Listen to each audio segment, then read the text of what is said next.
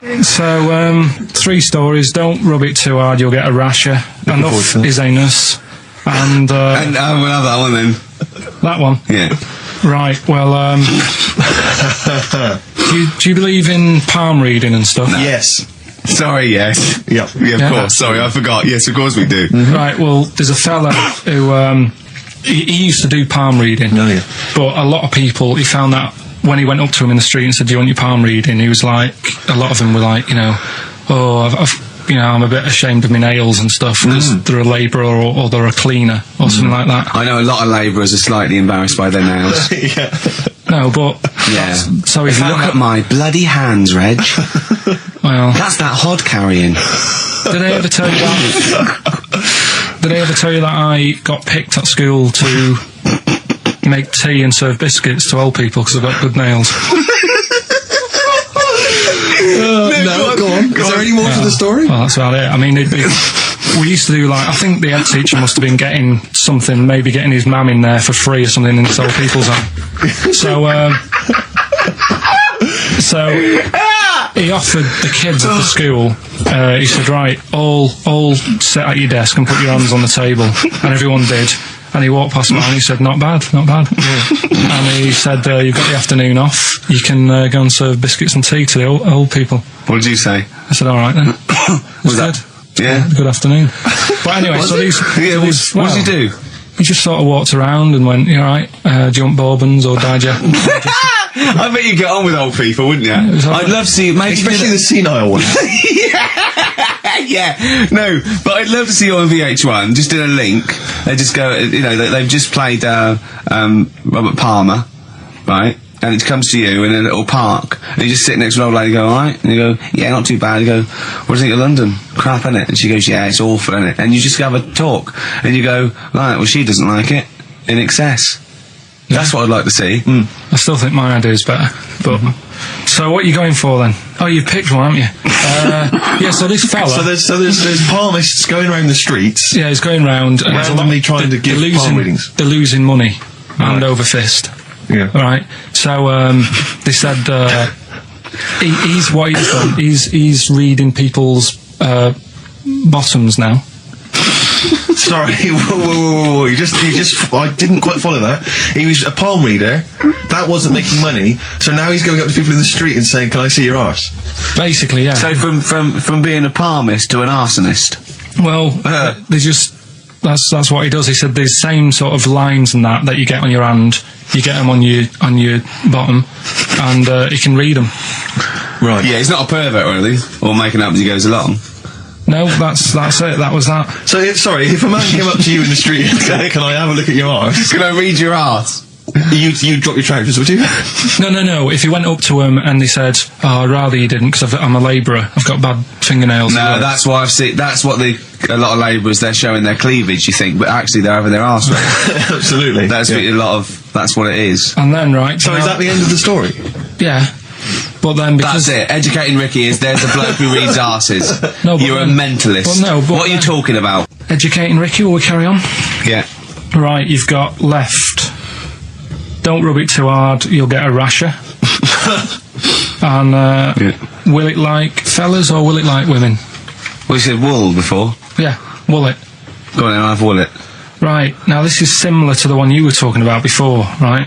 They found out that, yeah. Scientists. Oh, yeah. I've found out... 17th century? That, like now, 1 in 10 rams are gay. 1 in 10 rams are gay? Yeah. Yeah. So that was like, wool it. That's how I could get that in. They got a load of gay and straight rams. Right. They worked out which were which first. They said, right, that bunch there is a gay bunch. They looked better. They just had more pride in their appearance. And the other ones, the straight ones. And then they gave them to this scientist and said, right, go on, do what you got to do. And they took the brains out of all of them. Just to check. And they did tests on the brain, and it worked out that they've got something smaller in the brain. The gay ones have got something in the brain that makes it smaller. And they said, right, well, that's probably how it's going to work on males, on like males and females and like humans. So you took from this that gays have smaller brains than straight people? No, there's something in the brain. Right, go on. So if someone's saying, you know, oh, I'm a gay, or they're not sure or whatever, they will now be able to find out. So you can go to the doctor and to find out if you're straight or gay. Is there any gay in my brain? Let's have a look. You've got a little bit of a gay in you, yes, a little bit of gay in there. Yes, you've got the, you've got a little bent cell there. Well, that's why they did it, anyway. I don't understand how they could differentiate which was straight and which were gay to begin with, before they then gave it to the scientist. Wasn't that what the scientists figured out? How could they tell? There's one theory that it's genetically determined. There is one. There is a theory that's genetically determined, but I don't think it's as easy as pulling a sheep's brain apart and finding a little pink sort of like blob in there, going, right, we've taken the guy out, and now he's going to go and shag some ewes. I don't think it's that straightforward. Although homosexuality does occur at a similar sort of rate in animals, I think. Yeah. Yeah. So you knew that, didn't you? So that's that one. I mean, I just like the idea of the farmer figuring out which is straight and gay. Well, that one's wearing quite a camp-looking neckerchief. So I'm thinking maybe he's gay. Is that? Yeah. I love the fact they can. That one's a big fan of Sophie Ellis-Bextor. Yeah. They put on ABBA and see which ones dance. Exactly. That's how they. Which one? Yeah. Put on like Barbara Streisand and see which ones sing along. it is rubbish. What did I find out? Did you just say that is rubbish? No. Then here's a good one. Go on then. Right, in Dubai, this woman went to Dubai for a holiday, and she was over there, and apparently in the markets Bit by a spider? they sell lizards. Oh, go on. Right, just like for people to buy. So she buys one, not knowing that you're not really meant to take him out of the country. Sure. Puts it in a bag. Yeah. As you do. What have you? And then she gets to the airport when she's going home. She's thinking, I can't really leave it in my bag. Yeah. So she puts it on her head. Wears a head? Wears it as a hat. She wore the lizard as a hat? Yeah. People on the plane were just like, yeah, everything's fine. You know, they're doing the cross checks and that. Yeah. Have you got your seatbelt on? Yeah. There's a woman there with a lizard hat. Everything's going well. She gets off the plane at Manchester Airport. Lizard sticks its tongue out. Yeah. The air hostess says, what are you doing with that? She goes, I've had it. The lizard said, I just found her in Dubai. They said, I've had this with me all journey. And they said, well, you shouldn't have done. And they took it off her. Yeah, I think that is true, actually. Yeah. Yeah. So what about that? Yeah, good, yeah. That educated me. Right, what, any more? Well, what's that taught you? That's taught you, you know, be careful when smuggling lizards back as some kind of hat. Yeah, don't just say, lizard, keep your tongue in, you twat. Not at the customs officer. Yeah. Last one. Yeah. Don't rub it too hard, you'll get a rash out. It's been a mess today, hasn't it? What do you mean it's been a mess? It's been a mess. What has? This. What? The show? Yeah. How has it been any worse? It's just all over the place. There's no sort of, it's not tight like it normally is. And she'll be going away with this, thinking that's what the show would be like. She listens to the show, she knows it's a shambles every week. Go on. Well, don't rub it too hard, you'll get a rasher. Yeah. Do you know the saying, ham it up? Yeah, go on, yeah. Right, well, do you know what it means? Well, it means to overact. Right. Well, years ago, with actors in musicals and stuff, the actors used to look pretty ill on the stage because they didn't have proper makeup and that. Right. So what they used to do to make themselves look rub their face in pigs. Well, they got bacon, rubbed it on the face, and it made the face a bit sticky because of all the the pig fat and bit of lard and stuff like that. And then they'd go and get some bricks. Yeah, house bricks, rub them together, make some sort of red dust from the brick, and then put the dust on the face, and the fat and the lard and that would make the dust stick to the face, and they'd look well under the lights, and that's where they'd smell great as well. Yeah, well, lovely. Everyone likes the smell of bacon. No, but so that's the old ham it up. That's where like that comes from. If it's true, I've no reason to think that it's not. So that's your third educating Ricky today. So what have you learned? Nothing. Absolutely sod all. You've got your hamming it up. Yeah. Rams are gay. They know which ones are gay now. Now. And at last, the fella who can hand read an arse. If you missed the rest of the show, what are you going to make of that? If you've just tuned in, You are a maniac, Carl. So- And you've had your screen test. I reckon we'll be seeing you on MTV or VH1 in the near future. Which one are we No, doing? do the Bughead one. Right, well, the bughead one. Well, we've talked a lot about animals and that, haven't we, without heads. Surprisingly, we have. I think a disproportionate amount on it. if you're a new listener and this is the first time you listen, you'd be surprised. Yeah, we've done all that. We've covered worms, the way if you cut their head off, it grows back if you don't cut too high above its neck. We've covered The chicken. the fella who blinked. Yeah. I can't go into it again. Right. Let's not go into it again. We've had the chicken with no head that lived for 8 months. Yeah. And we've had And we've had the cockroaches. cockroaches living for a week without an egg. Right, okay. Well, it's a bit more on the cockroach front, really. Right. They've found, right, that if you get a cockroach and you cut its head off, right, and then you find a cockroach that's still got its head, but it hasn't got any legs, Right. right, it's not over for both of them, right? Because what you can do, you get the one that's got the legs Right. with no head, Yeah. sort of running around, get the one with the head, sit it on top of it, Right. get a little tube Okay. so that the fluids... So is this aunt has gone out of the Let him room? finish. This is like Blue Peter. Let him You could get this for Christmas. Right, you get Yeah. a little tube, you sit that on top so the bodily fluids are still running between the two. Right. The head of the one on the top will control the feet of the one on the bottom. Okay. What about Good. And will it continue to live? that? Yeah. Okay. You don't know that for sure, do you? You're just guessing. That was just a No, question out of the blue he wasn't expecting. Yeah. Well, what do you think of that? Good, yeah, it's great. Yeah, just a primitive nervous system that can, yeah. Did you expect us to be more impressed and excited by that? Did you fall off your chair when you read that? Did you literally topple off? Going, Did you "Whoa, look at think you were going to be the Frankenstein of the insect world? Yeah. No, I just was thinking if they can do that, you know, With them, can they do it with them, humans? Because I also did a bit of research course on. you did. Did you come to the sort of conclusion that apart from the moral aspect of it, that the human was probably more complicated than? Yeah, but do you know what I mean? Things move on, don't they? Do you know what I mean? Science, Rick. You know, I had Binatone as a kid. Now they've got PlayStation 2, and the difference in 10 years. They is have amazing. found that if you lose your head, a cockroach can live normally on your body, but not the other way around. Your head on its cannot control its legs because it's too complicated It's for too your confusing. brain. So, yeah. So listen, right? Okay. So, best educating Ricky of the year. Oh, Christ. What a cat toast. Yeah, let's do that then. Right. Victoria Plum. There's this woman, right? Yeah. This woman, she's reading Guinness Book of Records. Yeah. And she's flicking through. Yeah. And she notices that there's a world record for a cat, right, with 27 toes. Right? So she reads it and she thinks, well, that's not right, because her cat's got 28. What do you mean a cat's got 28? A cat's got 28 toes. So she was like, well, hang on a minute, mine should be in there. So there was I like, missed the very beginning of this.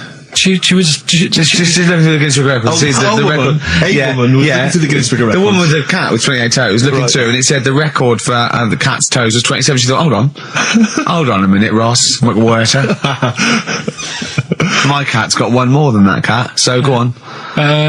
Anyway, so she said, you know, the person doing the interview with her said, you know, is it happy? And she said, yeah, you know, it's great, and it's really good in the snow. Right. It gets through a lot of nail varnish. Well, you know, that's what it said, right? It said it's really good in the snow. So I just was thinking, I mean, that's it, really. That's not it. That's the end of that story. Right, Carl, sorry, go on. Another war fact. So Go you're on. saying it's rubbish, but look, you love that. Yeah. Right? Yeah, Second you're one. absolutely right. The first bomb that was dropped on Berlin, Yeah. it didn't kill a person, but it killed an elephant. I think that's true. That is true. Right. Yeah. Okay. And the last one. Is that all you know about that? See, that's interesting, isn't it? But that's enough. But no, it's not though. Because I mean, listen, most people want to go, oh, what was the elephant doing there? Did it land in a zoo? Was it a pet? Was it a lost elephant? Did they aim at the elephant? How did it kill it? Did Was it Hitler's favourite elephant? yeah, was it Hitler's favourite elephant? Did it then have one ball? Yeah. I mean, these are the things, you know, why didn't he catch it with his trunk? Did it have an effect on German morale? Yeah. Yeah. Oh, that elephant is kaput! Oh, Jumbo! I don't want to fight anymore. War, do you think of that then? Yeah. We've got one more bit left. Brilliant. One more fact. The French, right, when they were at war, David Sharma, I just imagine him just introduced it. It's amazing. Which war was this? it was still the World War... One or two. Go on, it's 50-50, go on. yeah. Right, World War II, what the French did, everyone needs a code. Everyone needs a code. Yep. A code when you're in the army. This is a Disney song. Right? And, you know, to sort of give the go-ahead if you want to go into battle and stuff. Okay. Right? So, Everyone needs a code. but the weird thing is, right, the weird thing is, do you know what theirs was? Go on. Do you? Yeah, I know what it is. It's So what was weird. the French code? For what? To sort of say, right, yeah, go on. But they had more than one.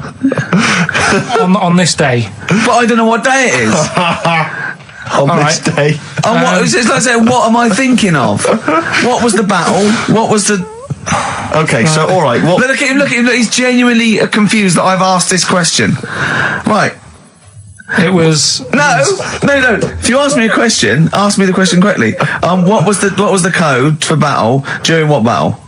World War II. No, that's not a battle. That's a war. Yeah, it was in a war, yeah. I don't know what to do. He confuses people. All right. Okay. What was it, Carl? What was the Yeah. code? What was are the you French thinking code? of? Right. John's got a moustache. What are you talking My about? lungs are gonna burst. That was a code that the French used. You know, like, I mean, I just think it's a bit daft, right? Because you could come up with that by mistake. yeah. Two French blokes talking in the trenches, and they see a major walk past, and they go, "Oh, look, John's got a moustache," and they all go and go, "No, I was just talking. What are you talking about?" Well, the way I don't think that's a good code. I'm not. I don't believe it is the code. No, it is, seriously. And what? And It's just that would no one talks would it have about been it. said in French? Yeah. Okay. Yeah. But the weird, Guess in. Yeah. No, but What? you see, I can't even be bothered What are you saying, Carl? because it's not a very good code. Do you know, like we've talked in the past about, you know, things you don't see, and I said an old man eating a Twix. Yeah. If they use that's safe because no one is ever going to see a man having an old man having a Twix. What do you mean? Well, use that as a code. Don't use a saying, John's got a moustache, that could crop up. It's like the war's kicked off. How did that happen? Well, I said John had a moustache. Oh. Two French folks would never be saying John's got a moustache. Why would wouldn't they? Because back then they were fashionable. He nearly makes sense, doesn't he? I assume it would have been Jean. Yeah. No, probably John. And how would this code have been? I mean, who would have announced I this just to read everyone? it. I read it like that, Steve. That's what was on the internet. This is a code that was used. John's got a Don't be moustache. angry with me. I know, but you're always asking questions. That's because I'm interested in history. Yeah. Go on, Carl. Got that right. Acid.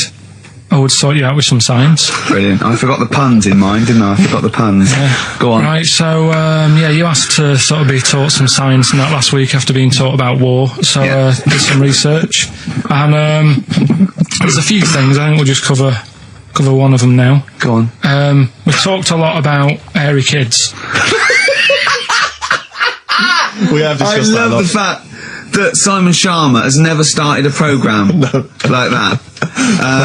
The Jacobites. We've talked a lot about hairy kids. Go on. It's a little bit, I mean, it's not your traditional science stuff, but it's still More left interesting and it's a little bit, it's still... Yeah, we talked about hairy kids. We have disproportionately, honestly. I think this show's talked about hairy kids more than any other radio show. Well, it's one that... Sorry, I noticed both of you there dropped the H, or the H, or however it's I had to. So airy obviously kids, means hairy. Yeah. Hairy children, not sort of airy, kind of light-headed or... Yeah. Well, there was the case of the one who lived in China. Yeah. And... which was weird for two reasons, wasn't it? Yeah. Well, go on. One was, like, he was covered in hair. That's already weird. And the doctor sort of checked him over and said, well, yeah, he is hairy, but he's quite healthy, apart from he had a little bit of eczema and a boil. That was the main bit of the story, wasn't it? Yeah. But this one, right, we have sort of talked about it, and you weren't having any of it at the time. What? This next bit of science I'm telling you about. Go on then. Right?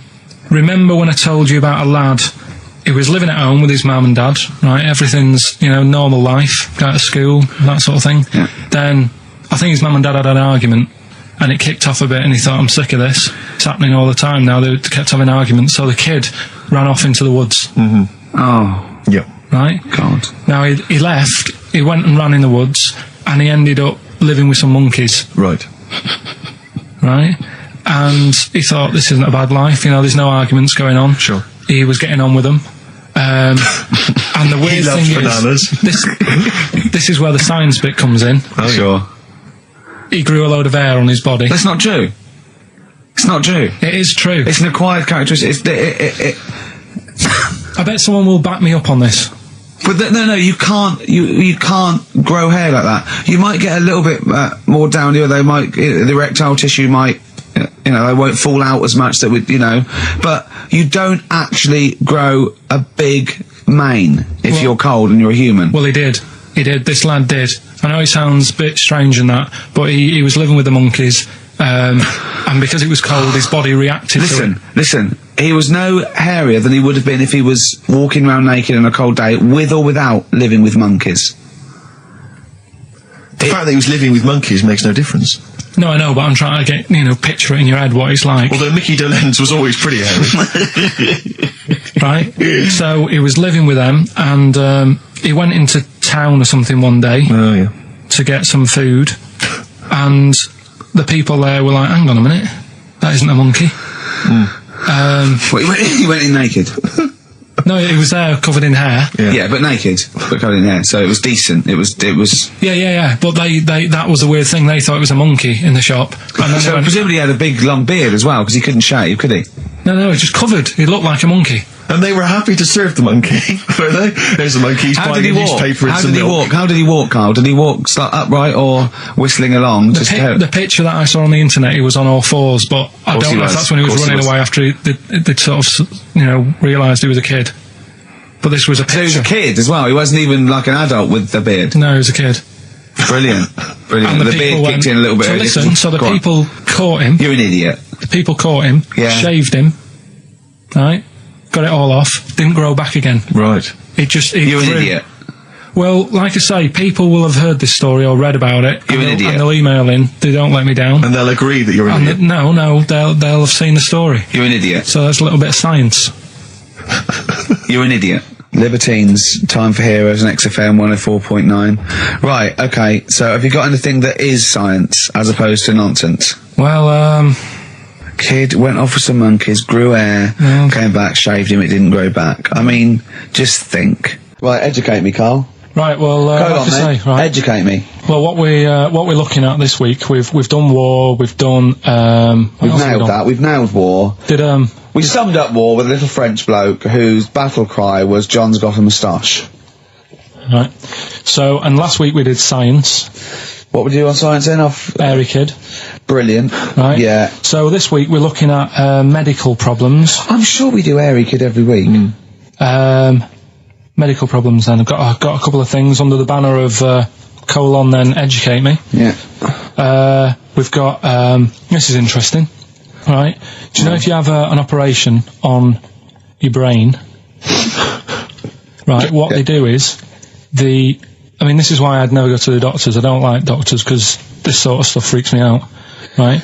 They can operate on your brain, and what they do is, they put you to sleep first, cut your brain case open. Your skull, yeah. Your brain case. Yeah, yeah.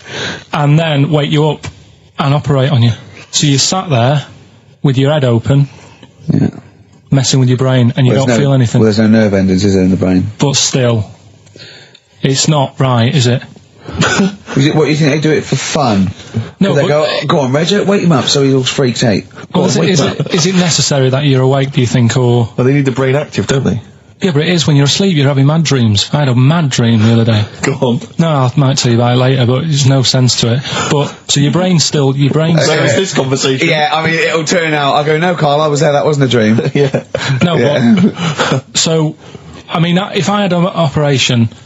On your brain, heaven forbid. Well, operation anywhere, I'd like to sort of think, well, I'll have an injection, I'll go asleep, but when I wake up, it'll all be sorted. Yeah. Yeah. The fact that... Your brain case is open, and they wake you up and you think, oh, is it all done? And they say, well, have a look in the mirror. And your brain... See, I don't think they do that. I don't think they try and frighten you when you're during an operation. Yeah, I don't think that you go about your business and they sort of follow you around, dabbling. Yeah. No, but it's almost like they are having a bit of a laugh with you. Right, well, I'd just like to say now that they don't. Anyone who's going in for an operation on their head, do not ever listen to anything Carl says. Why have you got to be awake? Because you'll be bored anyway, you'll be sat there. Well, they give you a telephone directory, look, and they say, look how many Macs are in there. That's the Scottish telephone directory. And, you know, time flies when you're counting that sort of thing. No, but do you know, like, when you... What are you telling me? What are you I'm just asking saying me? how weird it is. It's weird, isn't it? It's like, do you know when you go for a haircut, right? And it's a bit embarrassing. Well, I don't anymore, but... When you go for a haircut, it used to be... When you go for a haircut? It used to be a bit embarrassing when, like, they'd wet your hair and they'd make you have that sort of Hitler cut because your hair's wet, and I used to hate it, and I think, do you have to do that?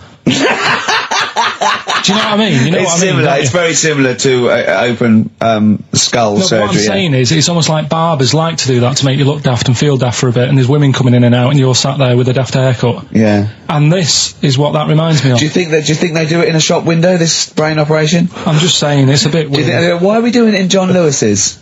Just so more people I love the idea that that's what doctors are doing. Let's make this guy look a bit stupid. Yeah. Open his brain Look case. at the twatty look with his brain out of his head. Take a Polaroid, Reg. Take a Polaroid. Look at him. Look at his face. Right, clock his face when I give him the mirror. Get this on camera. Put this fake nose and glasses Sorry, did you teach me something then? Was that educational? I taught you that your brain case can be open when you're awake, and you just sat there sort of letting them get on with it. Brilliant, I've learned that. I'll never forget that. Right, go on. Anything else? You'll love... let's play a song, because the next one is amazing. What, even more amazing than that? Yeah. Play a song? Yeah, bit of Bowie? No email still, by the way. No, I don't think it's working. It's not working today. Lady Stardust. We'll have to do a phone-in for Rockbusters. Off the Ziggy Stardust album. Alright. So, we'll move on to this next one, right, which is brilliant. Dead short story, so... Right, old woman, about 70 years old. Yeah. She's normally fit and healthy and stuff, nothing wrong with her, she's having a good life. And one day, she goes for a check to the doctors, just to check herself out, 'cause she's getting on a bit. Yeah. Says, take your clothes off and that. So she does, and checks her out, says, yeah, you're looking good, turn round. He said, oh God. He says, you got a tumour on your buttock. Right? So she goes, oh, what, can you do anything to sort it out? So they go, yeah, we could book you in for an operation, it's best if we remove this. Books are in for an operation.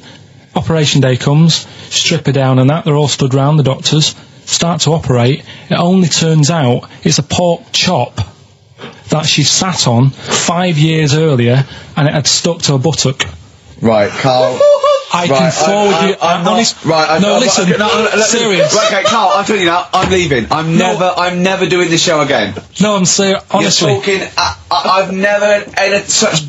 You are. Play a record. I can't believe it. What do you mean you can't believe it? Stop the record. Right. Okay. Right. What do you mean you couldn't believe it? No, when I read it, I said I've got to tell Ricky that. This woman had a pork chop stuck to her arse for 5 years. You mental case. Of course she didn't. Doves caught by the river. People are going to think you're thick, Carl. Well, they can think what they want, because if they do their own research, they'll probably find the story. Because it won't have happened that many Carl, times. think about it. I mean, how could an old woman have a pork chop stuck to her arse for 5 years? She said she couldn't remember even making one, so she was as surprised as the doctors were. But hold on though, she presumably must have sat on it naked. Yeah. Didn't that bring back any memories? I know it's weird, but... Carl, Karl. But why would it stay there? Why wouldn't it fall off when she had a bath or a shower? Grease. What about a bath? But why didn't the doctor realise that when he first looked at it? Yeah. Was he not paying attention when he said, I think it's a tumour? Didn't Karl, it look a big listen, red think about it. A pork chop stuck to your arse for 5 years. You're naked, you sit on a pork chop, you go, nothing. Yeah, I know, there's nothing weird about that. I can't feel anything. Even if you had a dead leg, the time you that pork chop, what else you got dressed? Well, she might have not have done that much. She's old. She probably just sat down and didn't move for a bit. And over time, it's stuck. And then What do you mean over time it's stuck? Do you think the longer something there, the more it stays there? Look, I know that's why The I pork picked chop it. goes, well, we've been here a year. Ricky, we're that's not going why to I move picked now. it. I don't think we're going to move now. I'm quite, attached to this buttock. I think I'll stay here for another 4 years until some doctor works it out. I love the idea they got her into hospital, they gave her the bed baths, they got her ready for the operation, they laid her out. They were And just then- right to take get the scissors or the knife, make the incision, hang on a minute. This is a pork. This is a Bring pork me a frying chop. pan. This is a pork chop. What we have got though is Educating Ricky, haven't we? Well, another one of my little things. Oh, it's brilliant then. So how long's this going to last before you want to get ditched this? Well, we'll see, a couple of weeks.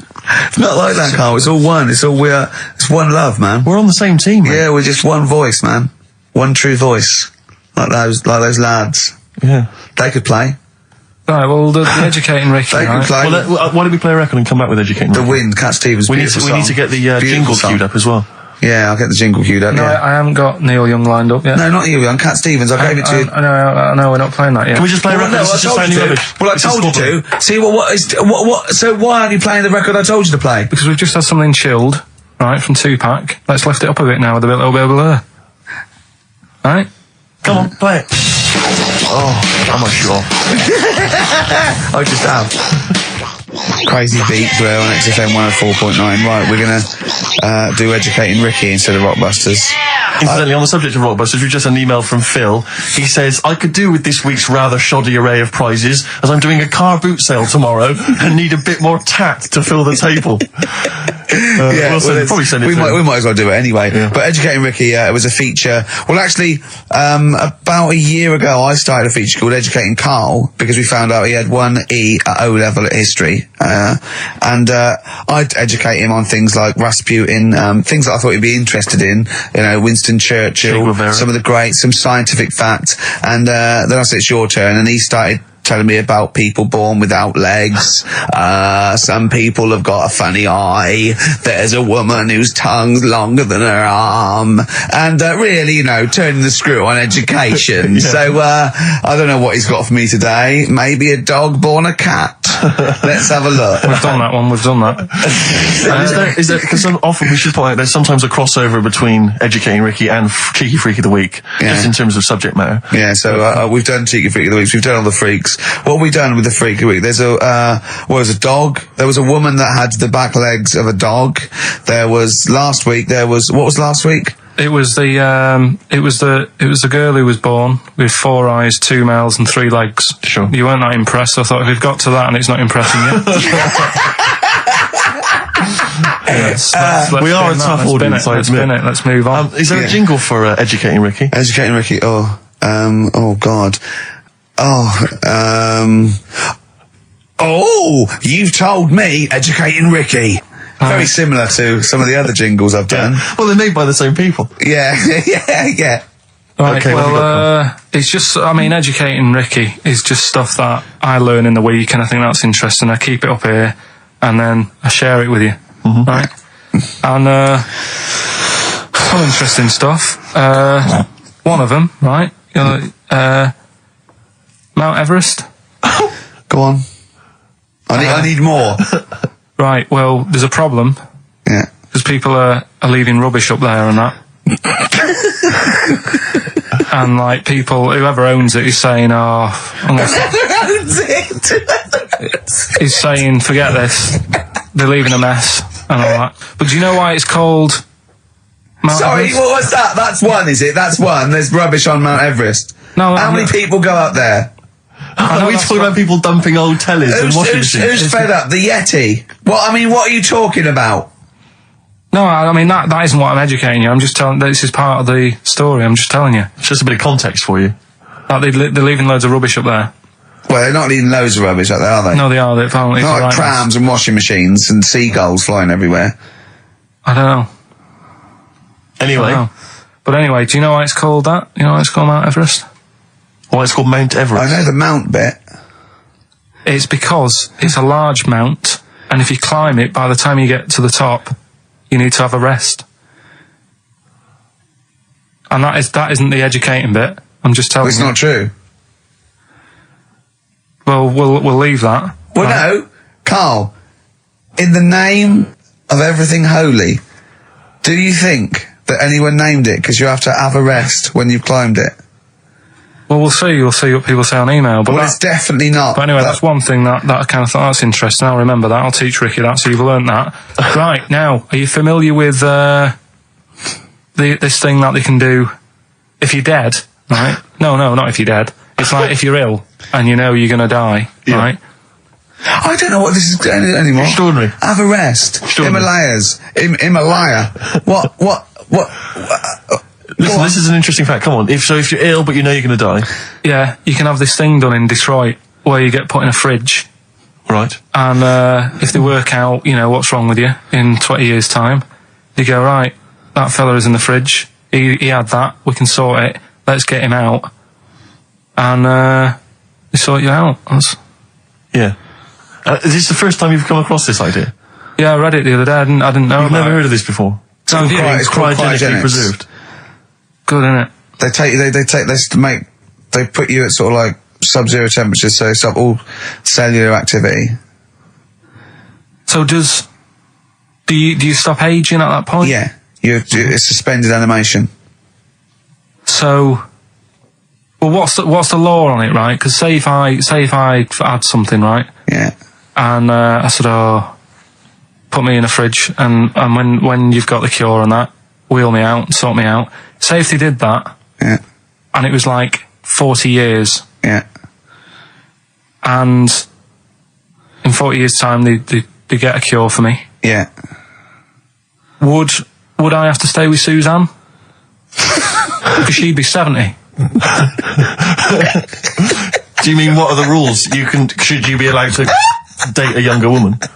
Well, it's not fair, is it? It's like good news, we sorted you out, but... I don't think she'd mind. I reckon she'd have the best 40 years of her life. Yeah. And plus, they're never going to find a cure for what ails you. That is genius. That is brilliant. You come out, you're cured, and you go, oh no. I love the fact that's what he'd be lying there. If you could think while he was in that state, you'd be thinking, oh God. She's losing her looks. Yeah.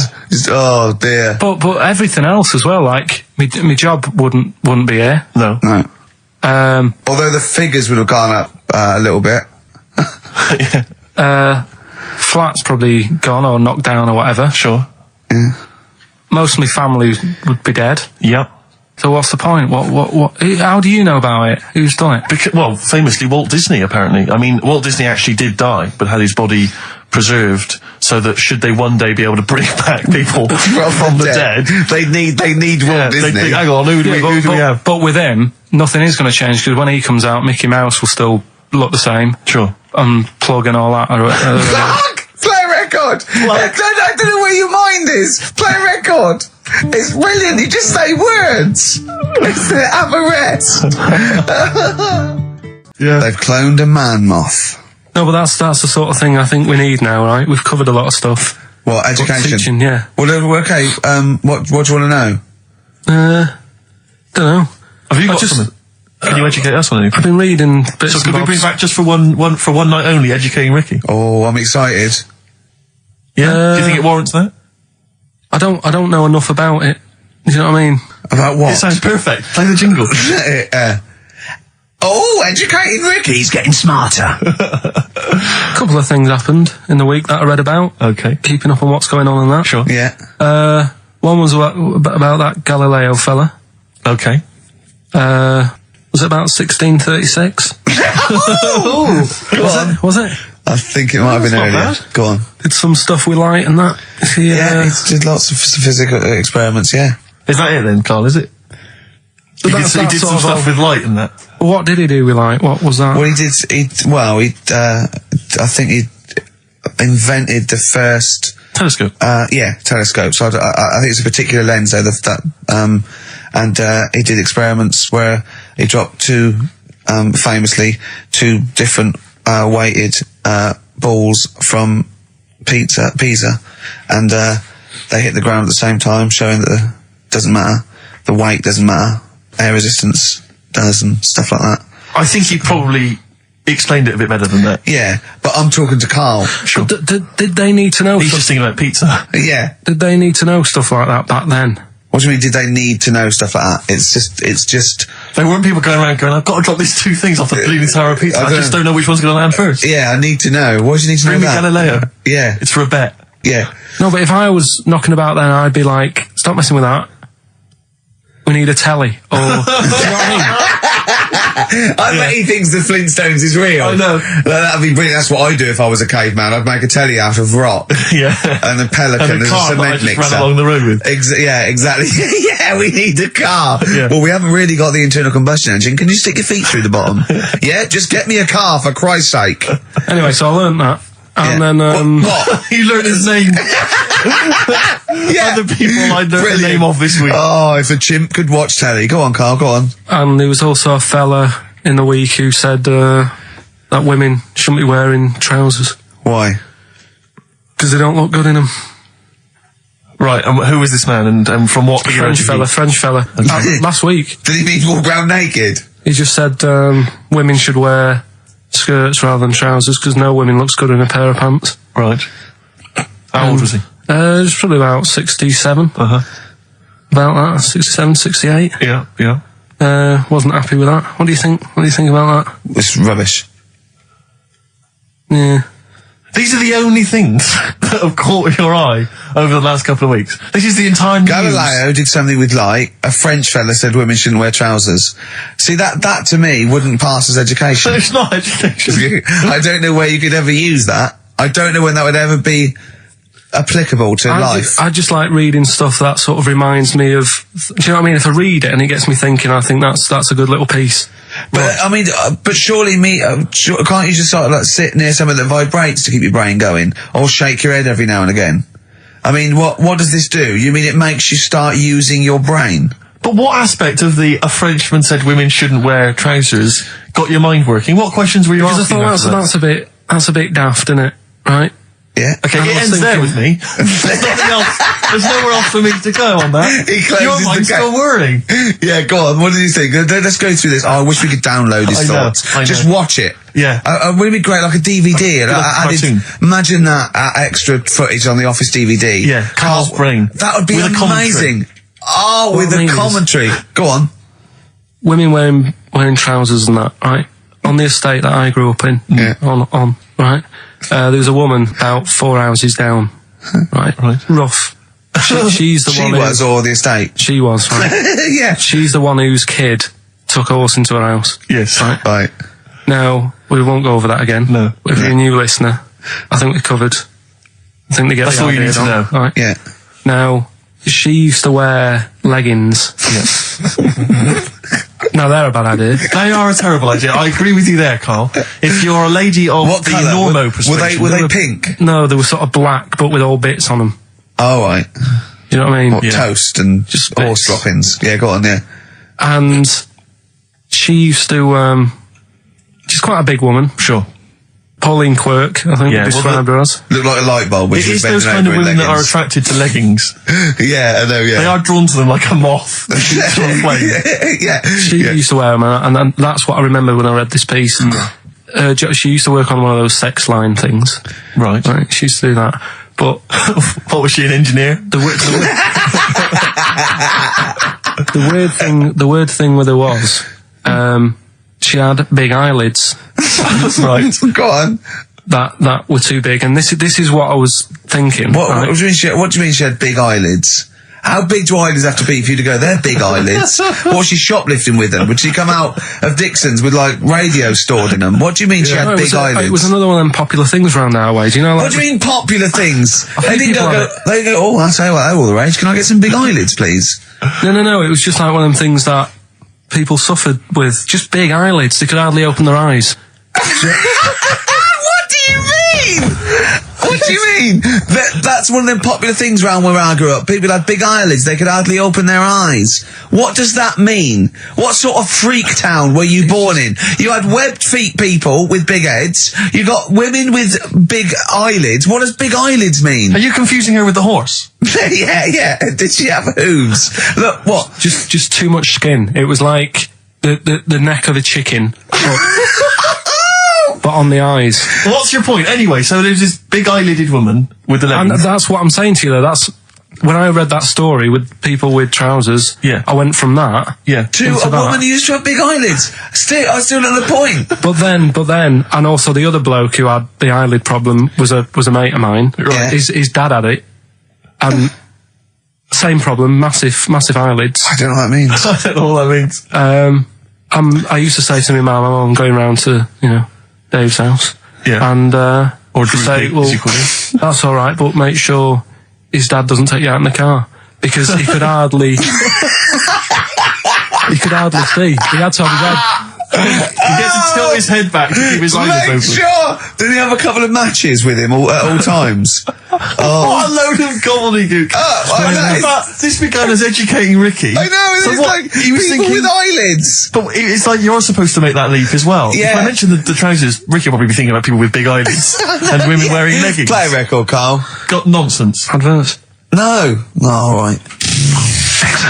Before we move on, was the Sharks article interesting? Did you learn anything? It's pretty good. Was it? Yeah, I'll teach you something about that later. Oh, okay. Is this educating Ricky? Wasn't, but I can teach you a bit.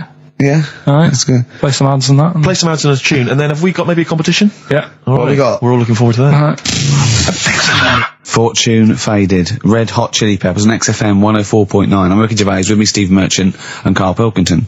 Back for 2 hours a day, then a Monday off. Carning the management, baby, and sending this station spiraling down into the depths for his greed and selfishness. Yes. Okay. Tell you what I read about.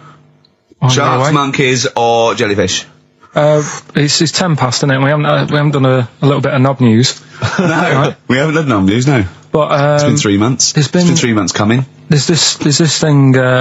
I don't know the full story. I don't know how it happened, right? But little Russian fella. Yeah. He was sort of having sort of emptying his bladder, right? And Yeah. somehow electrocuted himself, Right. And sort of did a bit of damage. How's he? What is he? I don't know. Some I don't live know. wires or something something. like that. So Did anyway, it damage to himself or to an electric fire or something? no, to himself. To himself. Yeah. And so the doctor. Didn't slip and curling tongs went up his arse when he was pissed, because that's happened a lot. In Yeah, we've all been hospitals. We've all shoved the old curling tongs up the arse when having a piss. Right. So I can't even be bothered. No, go on, no, we're interested. We're interested. Well, come on, we're interested. Don't You give up. can't be bothered. You get Mondays off. Do some work. Right. So anyway, so the doctor says, "Oh, it's not looking good. We'll have to take that off." What? He's like, Novectomy. Yeah. Really? But the funny thing is, right? Nothing funny about that. They've done. You're doing me head in. You're doing Just me head in tell the today. story. Just doing me head in. Oh, you can chill out I've on only Monday. I've only got 15 minutes, but I'm going to talk to you every Saturday. I'm going to get the money's worth out of this, because you get Mondays off, and I can't bear the fact someone getting away with something like that, because it's terrible. So you're going to stick this out, or you're going to have to work Mondays. So take it on the chin, right? Okay. Just finish the story. Yes. I command you. Just do it. Anyway, so they said, he said, will you be able to sort me a little knob out? A prosthetic No, cock, yeah. But they put him out Yeah. for the operation. Yeah. He woke up, Yeah. right, and he's thinking, oh, thank God that's over and done with. Yeah. They've only grown it on his arm. What are you talking about?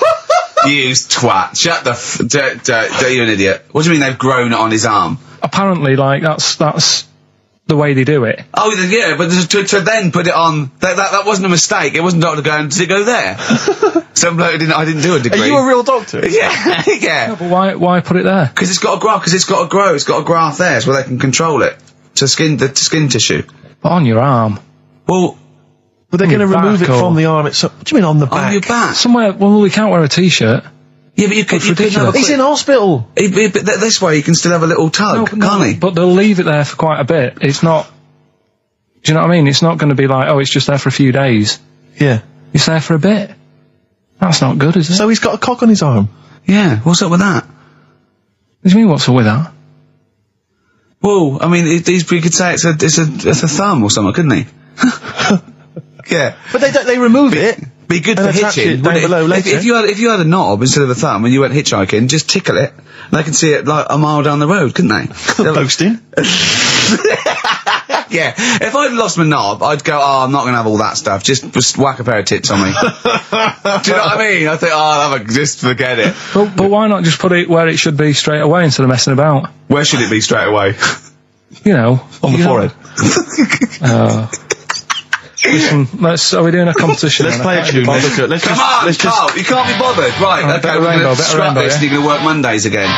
Well, let's see if this is enough. Let's see if Trevor McDonald just read this on the news at 10. It'd be short and you get back to the football, whatever. Yeah, Here we go. And here is the news at 2:15 with Karl Pilkington.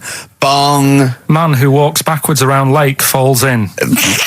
Bong. Chinese woman eats dirt. Bong.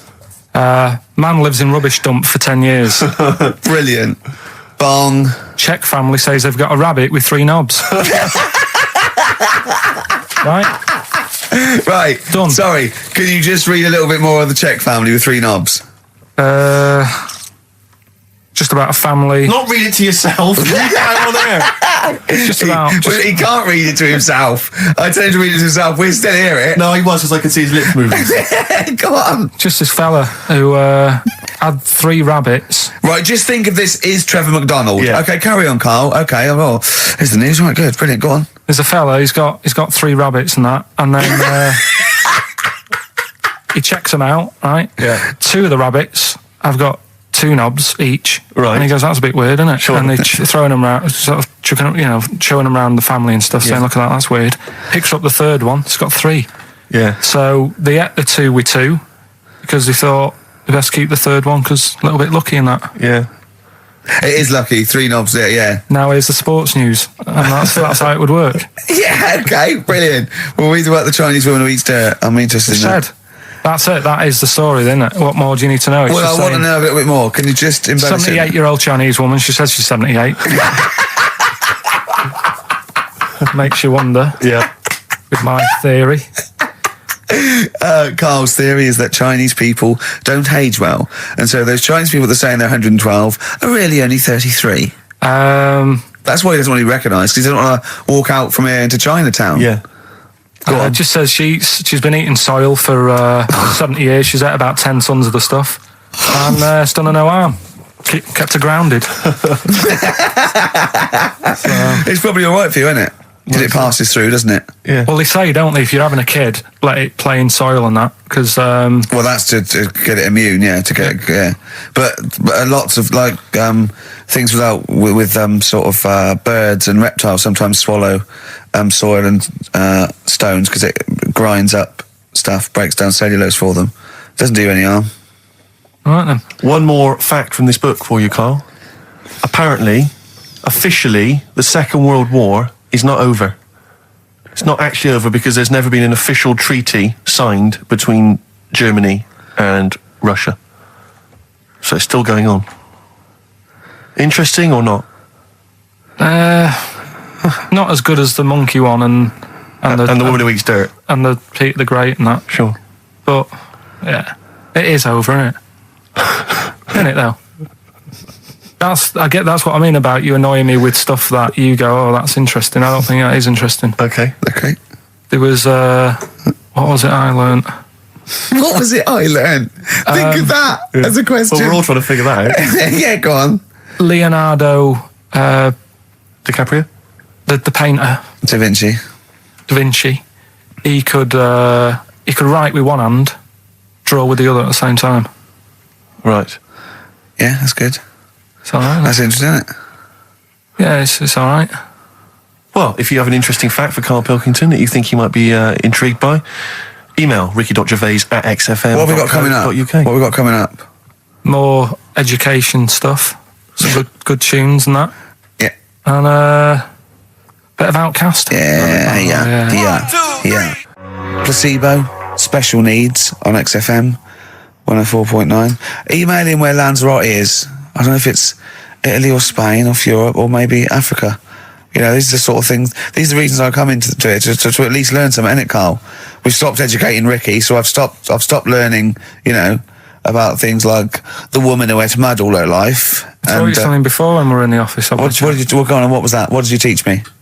They've just counted how many fish are in the sea and that. No, they haven't. They've just done a census. A census? What, of fish? Yeah, some fellas have gone in the sea and they've got to work out. There's about... This is Spratt. Is this your son? No, he's a lodger. Okay, well, let's mark him down. That's 2. Oh, I've lost count. 6,400,000. Oh, darn. So how many are there? About... There's a lot. There's... Oh. Well, there are more species of fish than bird, mammal and reptile put together. Can I ask a question? That's on my DVD of animals. That's still available in the shops. Probably find it online. You'll get that slightly cheaper. $15.99. What? Go on, ask me a question. Features of Ask me a question. Include Karl Pilkington's also on the DVD. Yeah. That's a perfect Christmas gift. Yeah. This is a question. I was discussing this yesterday. This is not a bit of shit. This is not a joke. I genuinely have always been slightly perplexed, and we were discussing it last night. The notion of the birds and the bees. Yeah. Now, I don't mean, you know, the birds and the bees. I understand how. Why they use the birds and the bees? Yeah, because, well, you see, I always, as a child, I never know. I assumed the bees were having some kind of relations with the birds. No. So what is there anything to do with the birds and the bees, or is it literally, just like a euphemism? It's just, the birds and the bees. No, but do the birds do anything with the bees? No, not at all. It was where just take them out. It was where parents used to sidestep the issue by saying things like, you know, when a lady blackbird and a man blackbird, they meet, right? They make a little nest, and then because they're in love, they have an egg. Yeah, and that was it. I understand that. That makes sense. But why the bees? Why the birds and the bees? Well, probably, I don't know. I don't know. You see, within nature, forgive my ignorance, within nature there is no relationship between bees and birds, is there? No, not at all. No, not at all. Nothing's going on. But probably what it was, if the parent found it hard to say, you know, daddy puts his penis at mummy's vagina, it was much easier to say, like, in the insect world, billions of them queue up and just fill the queen with spunk for about a day. Sure. You know, thus avoiding the embarrassing intercourse. Exactly. That's what I think, Carl. What do you think? Were you taught about the birds and the bees? Did anyone bring that up with you? No, it was just in that class, wasn't it? When they put a video on. That's what we had. No, we had a film. And they just said, I watched that. And then... what film, though? Basic Instinct? It was just like, you know, two people. And all sat around the telly and watched it. One girl fainted. And they said, right, that's that. Next week, you know, prisms or whatever. And did it teach you everything you needed to know? Well, how much do you need to know? Yeah, true. No, true. Except one kid in my class still thought a baby came out of an arse. Afterwards, he didn't understand. I think what they should have shown on those videos is technique as much as anything. Yeah, I suppose so. Because it was largely just instructional. Wooing. Wooing. What it didn't tell you was how to get into a position where this might be of some interest. That should have been the first 4 weeks of the course. Yeah, well, obviously that baby who had the kid who had a baby. What was going on there, Carl? That was weird. Did you see that? Yeah, that was going to be your favourite programme, wasn't it? Yeah, it wasn't that good in the end. Why? You told us about this story ages ago, didn't you? Ages ago. I told you about a year ago about a baby that had a baby. Yeah, it's a bit different, the baby that had a baby, isn't it? Whereas a Siamese twin with a breech actually just, you know, developed inside him for, you know, it wasn't even developing. It was a twin stillborn that just was enveloped in the other one's body. So it's a little bit different to a baby. What had a baby, isn't it? Yeah. Actually disappointed he was. Do you know what he said to me? He went, well, I thought it was going to come out. And go, oh, bloody hell, I'm 7. What a waste of my life. Like he'd been in there going, oh, hello? Hello? 7? Idiot. Yeah, a bit disappointing. But there was a programme on after that, right? At 10 o'clock on Discovery, and I haven't got Discovery. Oh, it was about... Oh, I didn't see it. This is it. I was going to say to people, if they've got a copy of it on tape, if they can send it in. What was it? About a baby with 4 legs. Right. That was on... That 10 on... It wasn't a puppy? No. Right. What's it doing up there? Yeah. It's my baby. Oh, is it Mum? All right then, Yeah. fine. Yeah. It's got 4 legs, yes. Yeah. Sometimes they do have Look, 4 legs. Dad's gone. He's never coming back. You've got to get over it. So if anyone's It's got not a baby. that, send it in. Oh, Right, dear. okay, Send it in. good. So you want a tape with a baby with 4 legs. You're going to be disappointed again. It's not going to be like a baby with 4 legs who's running up the curtains. You know what I mean? It's not going to be that. It's probably going to be 2 legs and then 2 sort of like floppy appendages. You know what I mean? They're not going to be brilliant. It's not going to be like Jake the Peg. You're going to be disappointed. Apparently Lanzarote is one of the Canary Islands. Oh, is it? Although we've also been told it's part of Spain. Right. I don't know Yeah. who to believe. I don't know who to believe either. That puts me back because I knew it was either one of them. Yeah. Yeah, I just What about it? Pilot knows, doesn't he? Pilot knows where he's going. I thought so, yeah. Doesn't matter then. Right, we're playing J-Hawks. Let's play it. Love it. Got bored with that conversation, did you? Letter to Hermione, David Bowie. Well, we've had the most convincing answer that it's about 290,000 actual words, but possibly 3 million in our vocabulary, using all jargon and scientific stuff and all that. Sure. 290,000. Still a lot, isn't it? It is a lot. We know so little, don't we? Apparently the average person has about 20,000 words in Oh, their is it? vocabulary Right. and uses maybe 2,000 a week. Really? Yeah. Carl, obviously, slightly bringing that average down. Carl, what do you think of that? Single figures. Doesn't matter, get by. Why have you got to use longer words messing about and that? I told you. That word about old, anti-dipuian or something. Just say old. That's a bit old, isn't it? That's a bit anti-dipuian and that. What's the point? Yeah. Get to the point. Sure. Busy.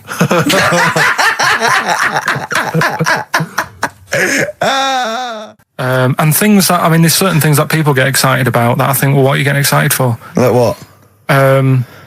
News, just news. Do you know I normally do the headlines and that? Yeah. Have we got any headlines? Not really, because there isn't that much going on. Isn't there? This is what annoyed me, though. There was something about a woman who's going up Everest on a bike. Do you know what I mean? And they were like, oh, brilliant. But I don't think that's that good. When someone's done it walking... Carl, you're going to do some news stories, I think. Well, like I said, there hasn't been that much going on. There's a story about a fella who hasn't eaten for 70 years. Right. He hasn't eaten. Is that all that's all the information you're going to give us? Yeah, hasn't eaten for 70 years. Hasn't had a drink, but he's all right. That's rubbish then. Next. It's not rubbish. Yeah, it is, yeah. Next. Well, what is it? How is that? How is a man not eaten or drunk for 70 years? It's that thing, isn't it? Your belly gets used to it or something. Steve, has he misinterpreted it or is it rubbish? Well, it does. To be honest with you, it doesn't actually offer any explanation. It just says that that's what happened. Right, so that's rubbish. It doesn't go on to Next. anything else. A woman's had 6 organs transplanted. Woman needed a new kidney, a new heart, a new stomach, a new liver, new kidney, intestine. Does that mean that she's the same woman? I know. You'd Yeah. just say forget it, wouldn't you? Yeah. Wouldn't you though? Well, not really. You know, the organ is just a lump of tissue. If you're that knackered, call it a day. Don't waste time with that. Yeah, And good advice. there's a woman who hasn't slept for 8 years as well. Well, that's impossible. Again, you want to see that, Steve? Yeah. That's the news for the week. Yeah, oh rubbish. Turn off now. Next. Do you want to apologise once more for anyone you might have offended over the year? Yeah, like I say, I never want to upset anyone. We're just chatting about stuff. It's just chatting. It's from the heart. You see something, you say, "Oh, it looks a bit like so and so," or "Isn't it a bit?" You're not really, you don't really try and hurt anyone's feelings, do you? But I think most people know that. And I've got to apologise for laughing at anything you say. I actually can't help it. Again, it's not vindictive, but when Karl comes out with some of the things he says, it's impossible for me not to laugh or react. So, have a Merry Christmas, everyone. Well, before that, Rick, is there some final for the year monkey news? Tell you what, let's play a good song. Okay. Right, we'll have a bit of monkey news, and then that's it. A bit of Amy Mann, then. Perfect. Brilliant, this one. That was the record before us, and here we are, pre-recorded, because we did this a few weeks ago, because we're not here at the moment, are we? We're away in that. I'm Ricky Gervais, with me Stephen Merchant. Hello there. And Karl Pilkington. Well, He's not actually with us. No. He'll be in some of the best of clips that will be coming up shortly. Yeah, this is just us, isn't it? This is just us. We did this. When did we do this, Rick? A couple of weeks back. Hold on, what is it? What It's the day is it? 27th today. Yeah, I enjoyed Christmas. I loved Christmas. I love Christmas. I had a great time. What did you get? Loads of presents. So did and I. I'm glad they made it to number one. I'm really glad. Stroke, he, she. Yeah, I'm really glad that the pop idols, Cliff Richard, Westlife, made it to number one. Bo Selector. Yeah, just delete that. As Yeah. Okay, we're going to play some of the best of, some of the greatest moments of the last 3 weeks Yeah. ever heard on XFM 104.9. What about this? Do you remember this one? Oh, which one is it?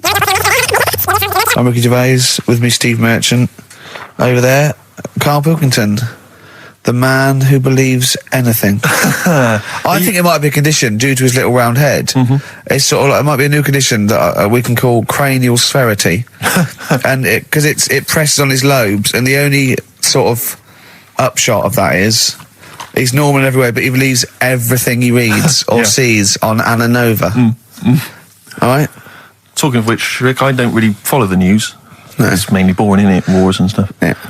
But I didn't know. Well, yeah. Well, it is a war. It's all this nonsense before and after. When it's a war, it's it's in the middle of the war. You can watch it on telly. True. You get results. True. You know what I mean? Like, do you know what I mean? Yeah. Like a test match or something.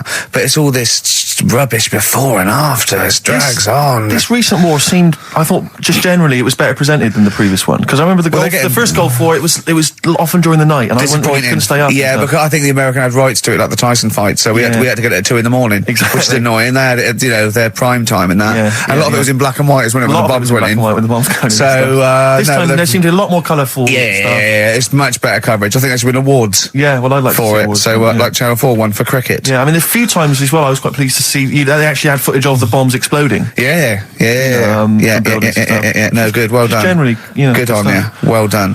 Good on you. Yeah, I don't know It if costs a lot though, doesn't it? It isn't a costly War's thing. a lot more when you got something like a Jimmy Carr game show, which probably costs about $100,000. Yeah. Like half an hour of war costs I know. millions. It's almost as expensive as like Terminator 3 or something. Yeah. But I mean, But then, you got a variety. Exactly. Sorry, Steve, you're talking, mate. Well, no, I just wanted to make sure you're aware that the World Elephant Polo Championships have taken place. I did get it. I You're think aware they of that? mentioned it on. Yeah, we won, didn't we? England won. Yeah. Well, my question is, where have they been practicing? I don't know. Do you remember ever at school anyone ever saying to you, "Are you interested in playing polo Do you, with reckon elephants?" do you reckon it was 5 blokes in pith helmets kept sneaking into a whipsnade? Possibly. What are you doing, lads? We're practicing. Get down. Yeah. Get off them elephants. Yeah. I didn't even know we had a team. I can't Elephant- believe it. no, But it's like Johnny Wilkinson and the rugby lads. They're going to get MBEs, all sorts. The elephant boys, the elephant polo boys, nothing. They're going to nothing. I haven't seen the But sun talking like to them. be fair, it's not like horse polo where I don't think there's a stick long enough. I think the elephants kick it, don't they? I think you might be right. I think they're not allowed to use their tusks. They burst it, won't they? I think They go, oh, Start again. Raheem. Yeah. What do you mean the elephants kick it? All right, I've opened a can of worms here. Normal polo on a horse, they have like Yeah, stick and mallets. that. yeah, they whack them, right? But I think it's obviously they're too high up. I think I might be wrong, but I'm pretty sure they just train the elephant to kick it. So it's like- why are people talking about? Why not just let them have a kick about without? Imagine that! And why does horse racing have to have a jockey? Well, they just let the horses go on. Okay, lads, on your no cheating. On your marks, get set, go. You get back here. Get back here.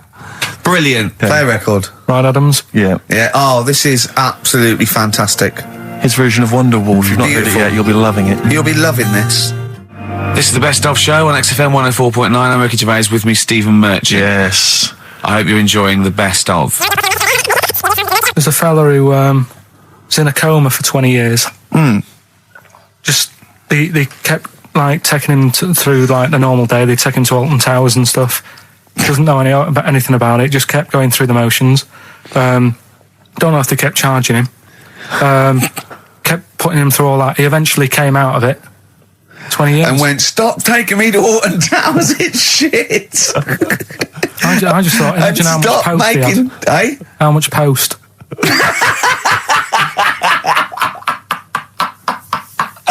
Oh, Did you read about that guy in the paper, Carl? He, sorry, on the internet.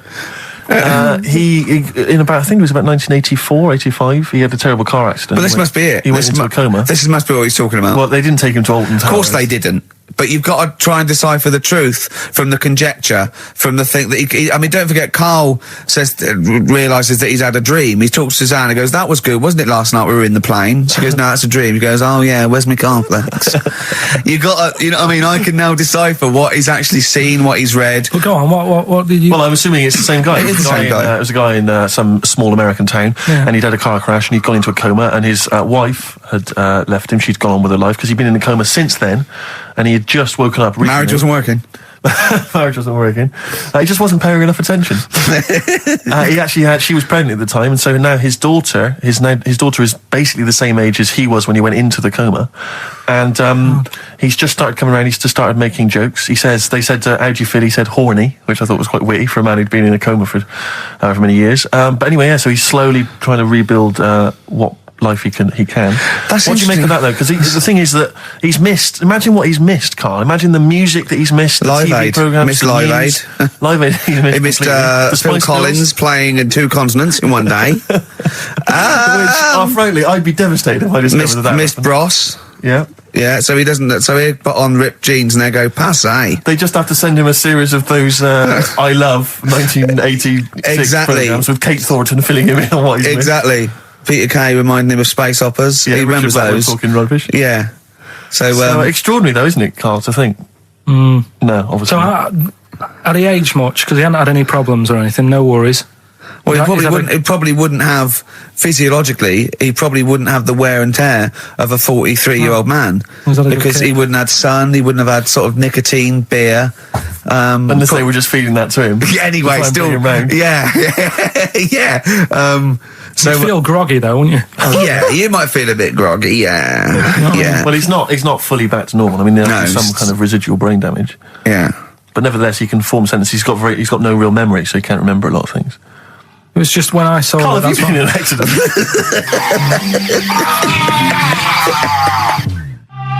The brilliant Blur, Out of Time on XFM 104.9. One of my favourite singles of the year, and that's another thing. We'll be playing our favourite singles of the year, as well as our favourite clips of our own show. Rick, I imagine if people have got a bit of Christmas money, they're wondering what they can spend it on. Office DVD? Well, other than that, these guys have got some ideas. What, adverts? Brilliant. Placebo, Bitter End on XFM 104.9. This is pre-recorded. We recorded this a couple of weeks ago, before Christmas. Hope you had a great Christmas. If you didn't, not our fault, really, is it? Nothing to do with us. Would have thought we'd have. We're there at time because we've got plenty of cash now, thanks to a lot of you who probably bought the Office DVD. Yeah, probably got and that. If you haven't yet, and you've maybe got vouchers or money, still available. Still there in the shops. Still available. You can still make it the best-selling DVD of all time. Please do. Yeah. Please do. I'll tell you what you want to hear there before you make your mind up. I'll tell you what, if you like this next clip, go and buy the Office DVD. I think you will. It's a brilliant clip. It's the one where we talk about, well, it's self-explanatory. Yeah. What's the best job you've ever had still, Carl? Talk about occupations. It is still paper round. Is it still the paper round? Yeah. That's ridiculous. No, it was good, though. If you look at it, like, you know, what I liked about it, you're your own boss. No, you're not. You're not your own boss. No, the guy who runs the news agent is your boss. All right. But then once you get out and you've got your papers and that, you sort of, you're on your own. Do what you want as long as you deliver the papers exactly to the places he said you are in the time he said. Yeah. It's freedom, isn't it? Any jobs you wouldn't do? I've just thought of one that you wouldn't do. Go on. With your sort of mild homophobia. Well, I'm not. Proctologist. What's that? Basically sticking your finger at other people's arses. Right, well, no, I wouldn't do that, no. Why have you got to do that? What do you mean, why have you got to do that? Why does anyone need that doing? Because they've got to look if they've got an arseache or something. Which trainee doctor makes that their speciality? Do you know what I mean? That must be, right, we got a place for proctologists, and it's you, Meadows. You came last. Oh, seriously, what? I'm not the arse doctor, am I? Yeah, you came last. Oh, I'm a bum GP. I can't believe it. Yeah, you got to, I can't believe this. Yeah. Tell you a job I don't like. What? I wouldn't want to be doing. The woman, there's a little woman who sits in the little snack stall on Finchley Road. Yeah. And I don't know how to describe it really. She is surrounded by snacks.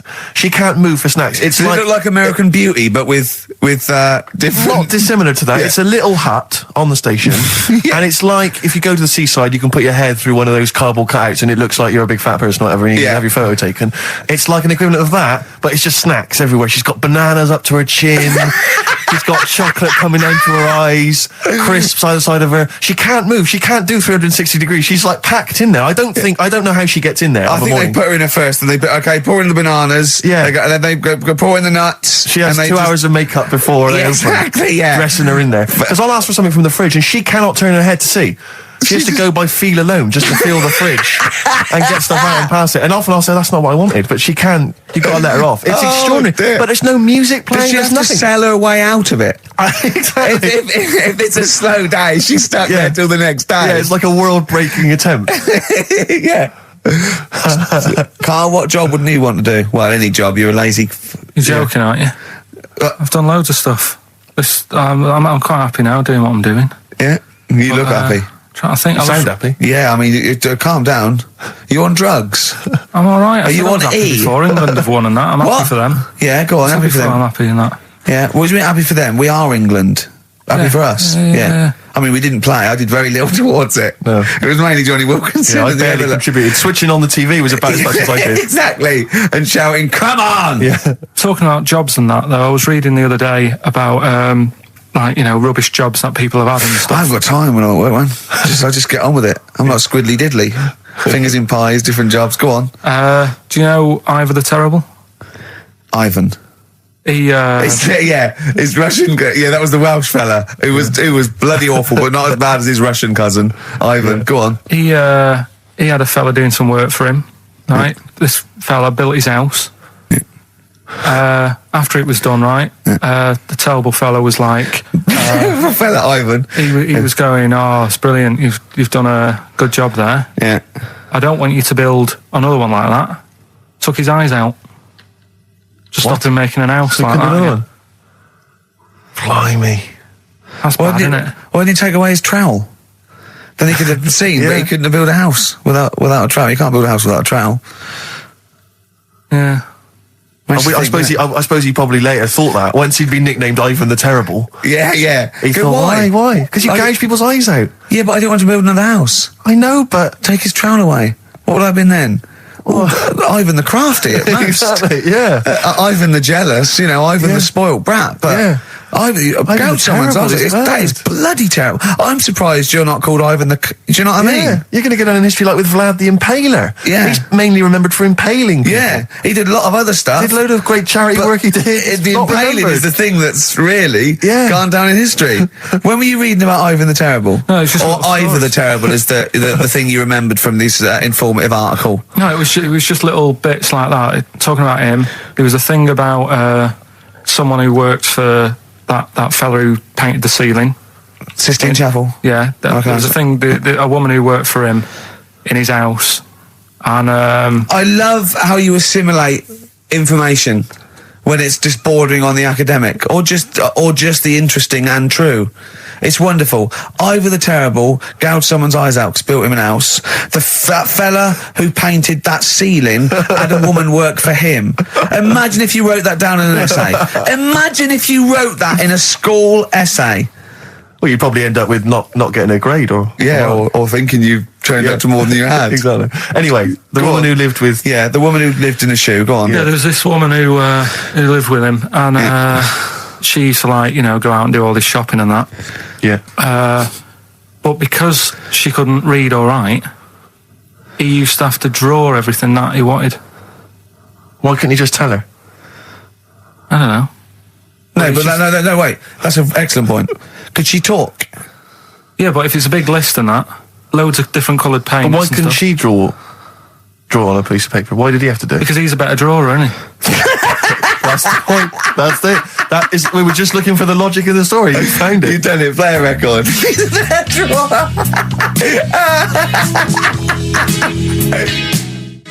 This is the Best Of Show on XFM 104.9. I'm Ricky Gervais, with me, Stephen Merchant. Yes.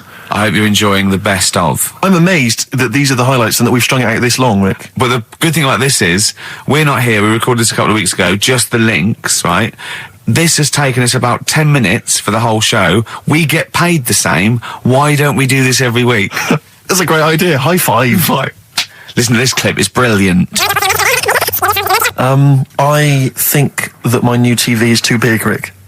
I said that. I know, when he I bought know what it. I was thinking. But I can't believe it. He talked about this buying it. He's got a bit of cash now, of course. And what is it? 42 inches? 42-inch plasma screen. What did it cost you? $3,000 or Oh, something? don't tell me. That's Wow, good. it's 3.5 ridiculous. grand. $3,500. Big spender. Of course it's too big. Well, I can't get far enough back in my room, in my living room for it. You know, you're meant to be, I think, 4 times the screen size away from it Really? to get out from the air. So that's 4 times 42 inches you're meant to be sitting away from it, which is impossible. Yeah.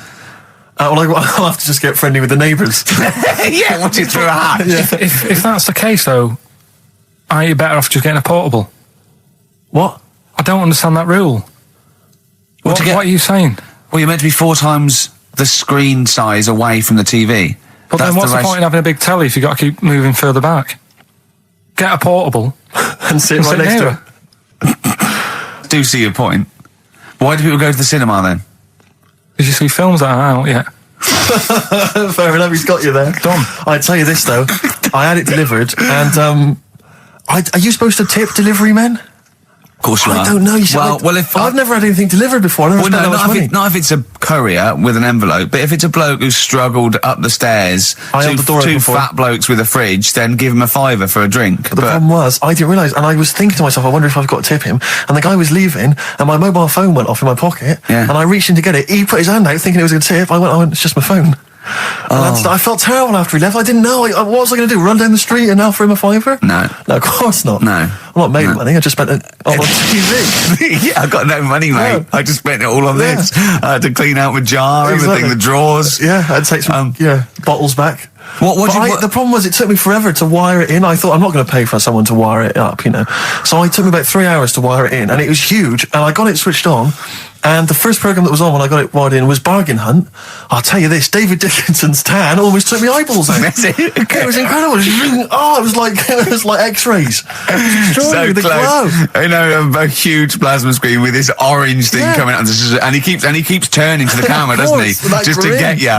Yeah, he turns away. You get a bit close. They go, "What's he doing?" He just turns around, Exactly, yeah. takes the cornea off. What do you think, Bargain Hunters? Bargain Hunters, Bargain Hunters. Oh dear, that's why I'd buy a plasma screen to watch Bargain Hunt. I mean, it's ludicrous. This is the problem, is because what do you watch? I mean, have you watched anything that's been worth having? The only thing I've watched really worth watching. 24. Well, yeah, 24 works great, but also films. Obviously, that's the main reason I bought it, because films just look amazing on the. Yeah, DVD on the plasma That's it. screen. If you're into films and that, it's just that I only, I've just got the 5 channels and flicking about, and I'm not impressed. I mean, I can understand why more people listen to radio and stuff. Yeah. Well, not this one, but go on. Well, when was it? When was the last time I sort of sat down and had time, because I'm always busy doing stuff and that. Sure. Moaning takes up about 3 hours a day. When did Wimbledon finish? A couple of weeks ago. Right. Found myself sat there, right? I'm not having a go. I know we stopped Cheeky Freak of the Week and all that, right? So I'm not going to be having a go. Christ, I sat there. I'm scared. No, I'm not having a go. You've always got to remember that. Go on, just get on with it. Get on with it. I'll apologise after. I'm just saying, watching Wimbledon, it wasn't, one of the major games. It was little fellas in a wheelchair having a game. Little fellas in a wheelchair. Right. But for me, I mean, great. They're doing a sport and everything. Don't put it on the telly. What was up with it? There wasn't like a rally going on. No, do you know what I mean? Do you know normally, Christ. like with the well, not to Endman, but with some of the other, with some of the other players and that, they're playing for ages, aren't they? It's like, who's going to win this and that? Yeah. None of that. It was just like, hit it, net. Oh, Christ! Oh, God! I don't know what to do! And people were like sat there watching it as well, when they've got other games going on in there. That's what I couldn't understand. If you've paid your money to get in, yeah. I mean, like I say, good on them if they. Do you know what I mean? But it would have been. And they all start first in the marathon. I just thought it would have, given the game a swing ball or something. Yeah. You know what I mean? No, yeah, I understand. Oh, Oh, God. There's never anything on. XFM in the community. Let's play a tune. Ricky Gervais, Ricky.Gervais. Don't put my name to this last link. Don't put my name to this last link. Ricky.Gervais, XFM.co.uk. Oh. Magic, Virgin, if you're listening, we are available probably sooner than we thought. That was Radiohead and They're There. We're Not Here, alright? Pre-recorded. Coming up is one of Karl's little film things where he puts himself into a film. It's his favourite film. It's Kes. Enjoy it. I love the fact that in pole position, in positions 1 and 2 of his favourite films of all time, it's The Elephant Man and Kes. Yeah. That's brilliant. Yeah. Go on. All right. Am I leaving the mics open a bit when this is going out? or what? Yeah, let's have a listen. Yeah? All right. So don't talk then, right? Just put that hot dog down, Rick. And this is the bit in Kes where it's the teacher and he gets up and he has to Glover. talk. What's his name? Is it Brian Glover? No, it's What's the other teacher. The other one. Anyway. Right. Go on. All right, so here we go. Things that had actually happened. I've got another one. What about you, Casper? Casper! All right. All right? All right. You haven't been listening to a word I've said, have you? Yeah, I heard some of it. Yeah, you Some of it? just... Stand up. Always somebody, isn't there? Right, now you're going to tell us a story about yourself. What sort of story? I want you to think of an incident that happened to you sometime in the past that is true and that you think will interest the rest of the class. All right? All right. What about I work on a radio show at the weekend. Well, are you going to tell us about it? I'll just do. It's 2 hours, and it's with Ricky Gervais and Stephen Merchant, and just sort of play music and tell stories and stuff. What kind of stories? Well, whatever. Like last week, it was science. We were talking about this lad who was growing a knob on his arm. So it's weird. It's tricky, sir, because like with Ricky, he gets bored quick and he won't listen to the stories, and he'll start squeezing my head. All right. I'm not interested in what he does. That isn't normal, is it, sir? That. I mean, it sure is a bit gay. Is he? Just messes about, though. Do you know what I mean? I try and like come up with good stuff, like monkey news and like quizzes and stuff, but then he'll just, Ricky will just mess about. I mean, on Saturday he did it again. He squoze me head. How do you spell that? Squoze. S-Q. Oh, you're going to show us the wall. This is a new word to me. Squoze is S-Q-U-O-Z-E. Right, now tell us what it is. It's when he gets me head and he puts one hand on the back of it, right? And he puts the other hand on the front of it and he just sort of swivels it. Swivel, right down the front. Oh, swivel's not. It's spelled S-W-I-D-R. How many times a day? How many times a day does he swells it? It depends what time he gets in. If he gets in about 12:30, he could get a good 3 in. But I think I don't really want to talk about. You've done enough, don't you? Well done, Billy. Big hand of applause. That is the effort. Yeah. Wow. That's the best thing you've ever done, Karl. Darkness growing on me. Love that. Love the darkness. This is the Best Of Show on XFM 104.9. I'm Ricky Gervais, with me Stephen Merchant. Yes. I hope you're enjoying the Best Of. Now, Rick, you may remember that last week we opened with some quality knob news. Knob news, yeah. It was Hitler's knob. Hitler's knob was one of them. That just sparked off into a whole bunch of other kind of knob-related discussions. Yeah. And I'm pleased so far to see that we're almost at the halfway mark for this first hour. And so far we've only talked about nudity and/or todgers. Yeah. So excellent work from us. Well done, lads. Yeah. I'm looking forward to Dr. Fox and the rest of the Sony award committee listening to this one. Yeah. But more knob news. I don't know if there's a jingle for that, maybe. You nearly had me eye out. Knob news. Knob news, excellent. This is an extraordinary story. A woman tried to sue her bosses for £210,000 after finding a cooked penis in a canteen stew. Hospital cleaner Sophie, something, I can't quite pronounce that name, was eating goulash for lunch and could not cut one of the lumps of meat. You can see where it's going. I've got so many questions already. I know. She picked it up and tried to chew it, but it was too tough. Then she inspected it with workmates who all agreed it was a penis. Imagine that discussion. Yeah. Miss McLarter said she vomited for the rest of the day, instantly became a vegetarian, and had to have psychiatric help. It's not known whether the organ was from a human. The case continues. Well, it can be found out, so that's one thing. Obviously, the doctors aren't confused. They're not going, I don't know, I've never seen one like it. Yeah. Also, why is she eating goulash? I know. I mean, that is my first question. Why? Yeah. You got your lunch. What do you want? I fancy some goulash. Yeah. Oh, some gooly lash. Gooly lash, Thanks very like much it. indeed. Lancashire cockpot. Oh, It's on the menu. Brilliant. Only £5.50. Wangers and mash. I'd love some wangers and mash, please. Cock o' van. Cock o' van. It's already done for you. There's wangers and mash, cock o' van, Lancashire cockpot. That's just off the top of our brains. Yeah. So if you've got if any you of your were- own, keep them to yourself. We're not interested. What do you make of that knob news? And it's in a hospital. Oh, yes, it was. No, hospital cleaner. You're right. Hospital Oh, cleaner. God. I know how your mind's thinking already. There's been a mix-up.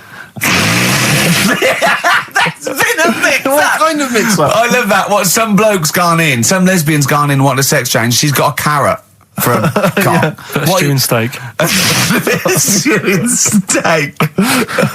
Oh, that would be great. XFM. 50 Cent in Da Club on XFM 104.9. We're playing our favourite singles of the year, Yep. and we're looking back over some of our favourite clips of the year.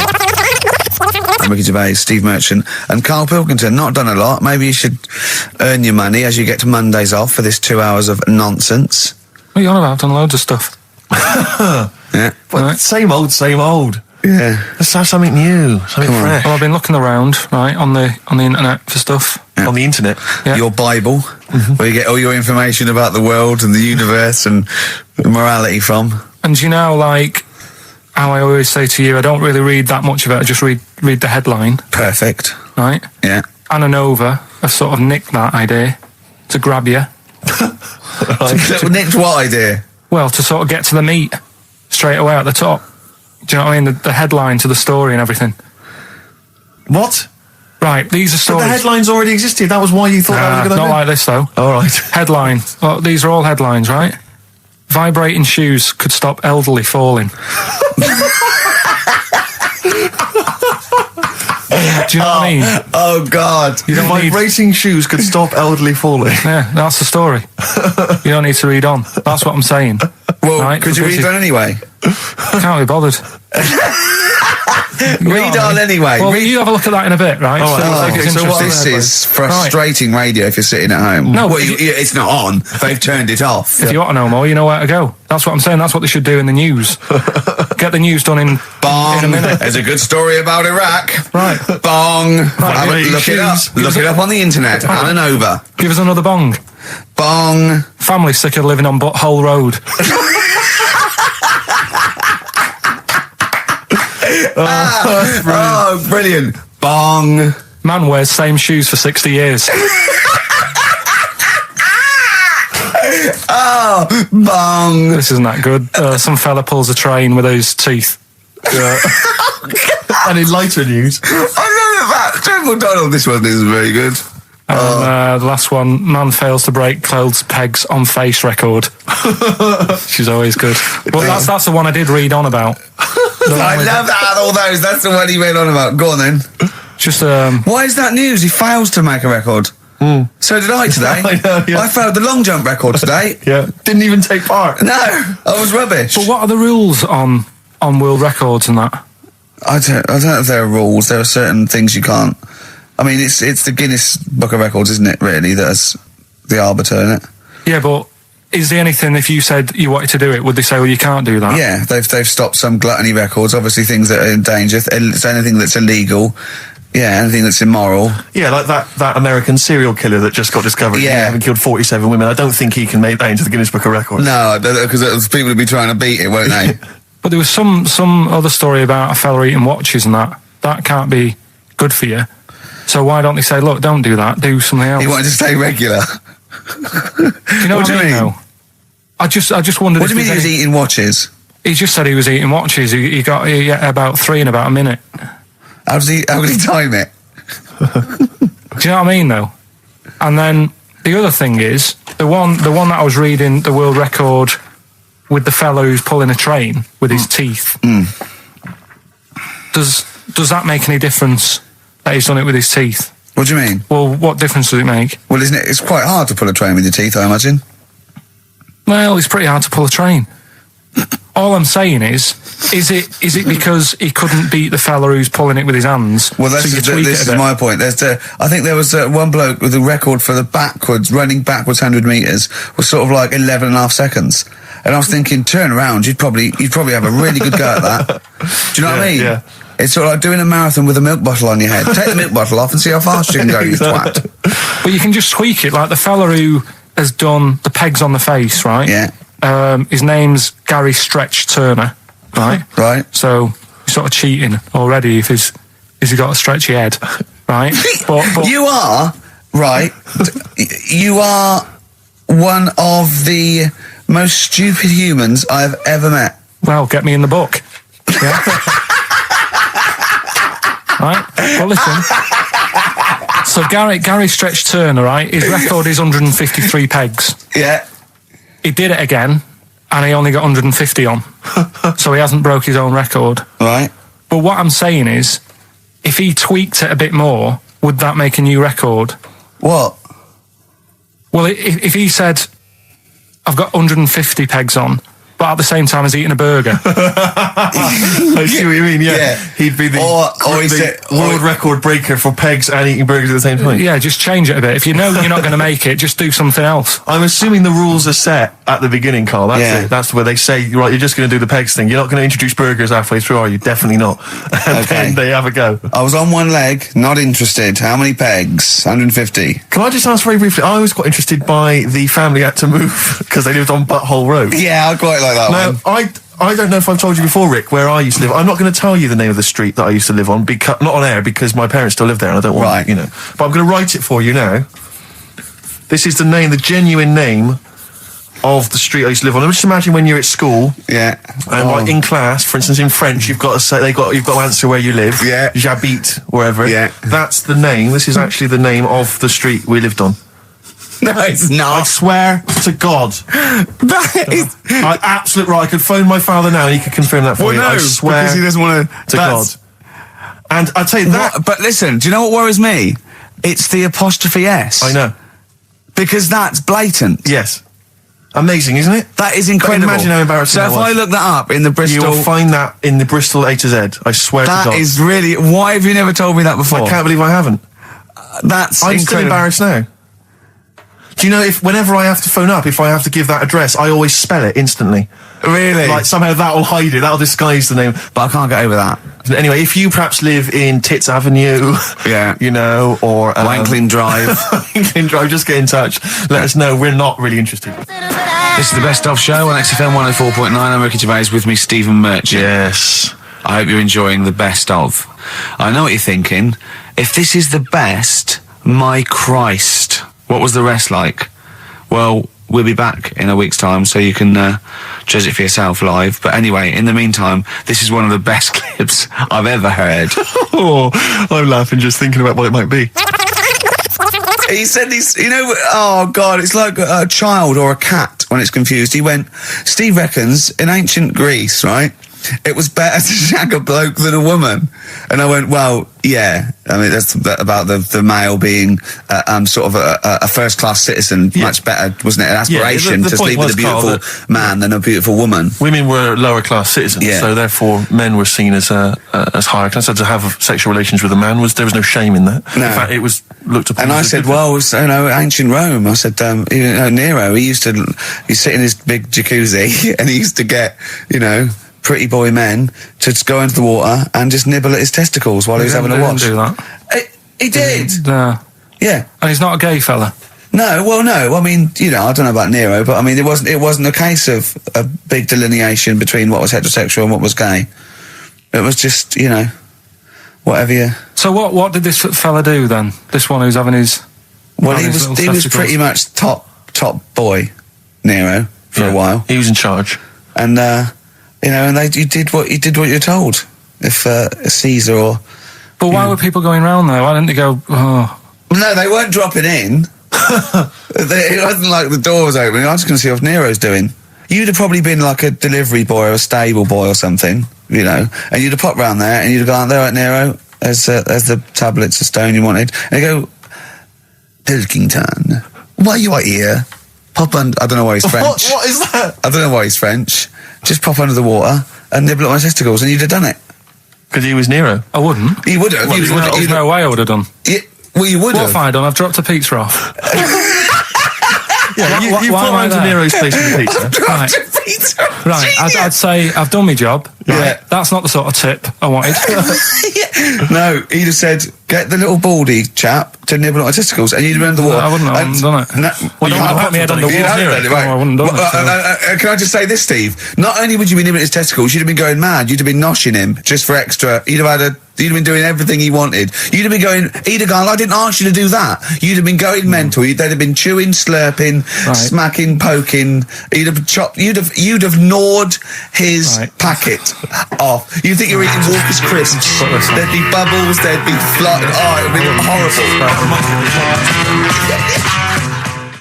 That was Bowie and Waterloo Sunset. Love that. Love the original. Love Bowie. Bowie was my gig of the year. These are my singles of the year. These are our clips of the year. I'm Ricky Gervais, with me Stephen Merchant. We're just picking some lovely little bits and pieces. Do you remember when we talked about this? That's the sort of thing I think we need now, right? We've covered a lot of stuff. What, But education? teaching, yeah. Well, okay, what do you want to know? Don't know. Have you got something? Can you educate us on anything? I've been reading bits So and could we bring bobs. back just for one night only, educating Ricky? Oh, I'm excited. Yeah. Do you think it warrants that? I don't know enough about it. You know what I mean? About what? It sounds perfect. Play the jingle. Educating Ricky. He's getting smarter. A couple of things happened in the week that I read about. Okay. Keeping up on what's going on in that. Sure. Yeah. One was about that Galileo fella. Okay. Was it about 1636? Was it? I think it might have been not earlier. bad. Go on. Did some stuff with light and that. Yeah, he did lots of physical experiments, yeah. Is that it then, Carl? Is it? He did some stuff with light and that. What did he do with light? What was that? Well, I think he invented the first... Telescope. Telescope. So I think it's a particular lens, though, and he did experiments where he dropped famously two different weighted balls from Pisa, and they hit the ground at the same time, showing that it doesn't matter, the weight doesn't matter, but air resistance does and stuff like that. I think he probably explained it a bit better than that. Yeah, but I'm talking to Karl. Sure. Did they need to know He's stuff? just thinking about pizza. Yeah. Did they need to know stuff like that back then? What do you mean, did they need to know stuff like that? It's just... There weren't people going around going, I've got to drop these two things off the bleeding tower of pizza. I I just don't know which one's going to land first. Yeah, I need to know. What do you need to Bring know me about? Galileo. Yeah. It's for a bet. Yeah. No, but if I was knocking about then, I'd be like, stop messing with that. We need a telly. Or, do you know what I mean? I bet he thinks the Flintstones is real. I know. That'd be brilliant. That's what I'd do if I was a caveman. I'd make a telly out of rock. Yeah. And a pelican And a as car a that I cement just mixer. ran along the road with. Yeah, exactly. Yeah, we need a car. Yeah. Well, we haven't really got the internal combustion engine. Can you stick your feet through the bottom? Yeah, just get me a car, for Christ's sake. Anyway, so I learned that. And Yeah. then... What? You learned his name. Yeah. Other people I learned the Brilliant. name of this week. Oh, if a chimp could watch telly. Go on, Karl, go on. And there was also a fella in the week who said that women shouldn't be wearing trousers Why?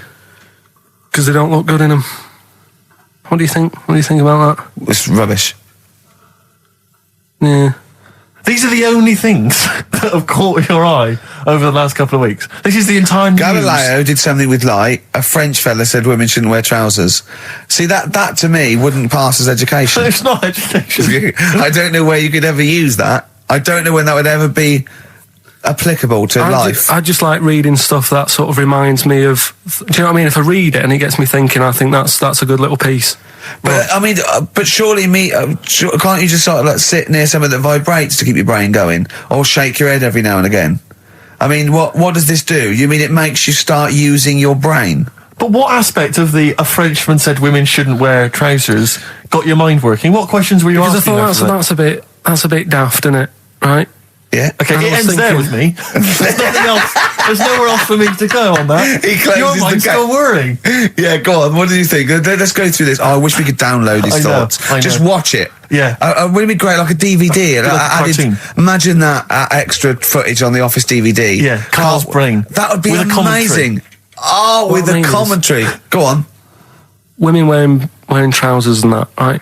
On the estate that I grew up in, on right?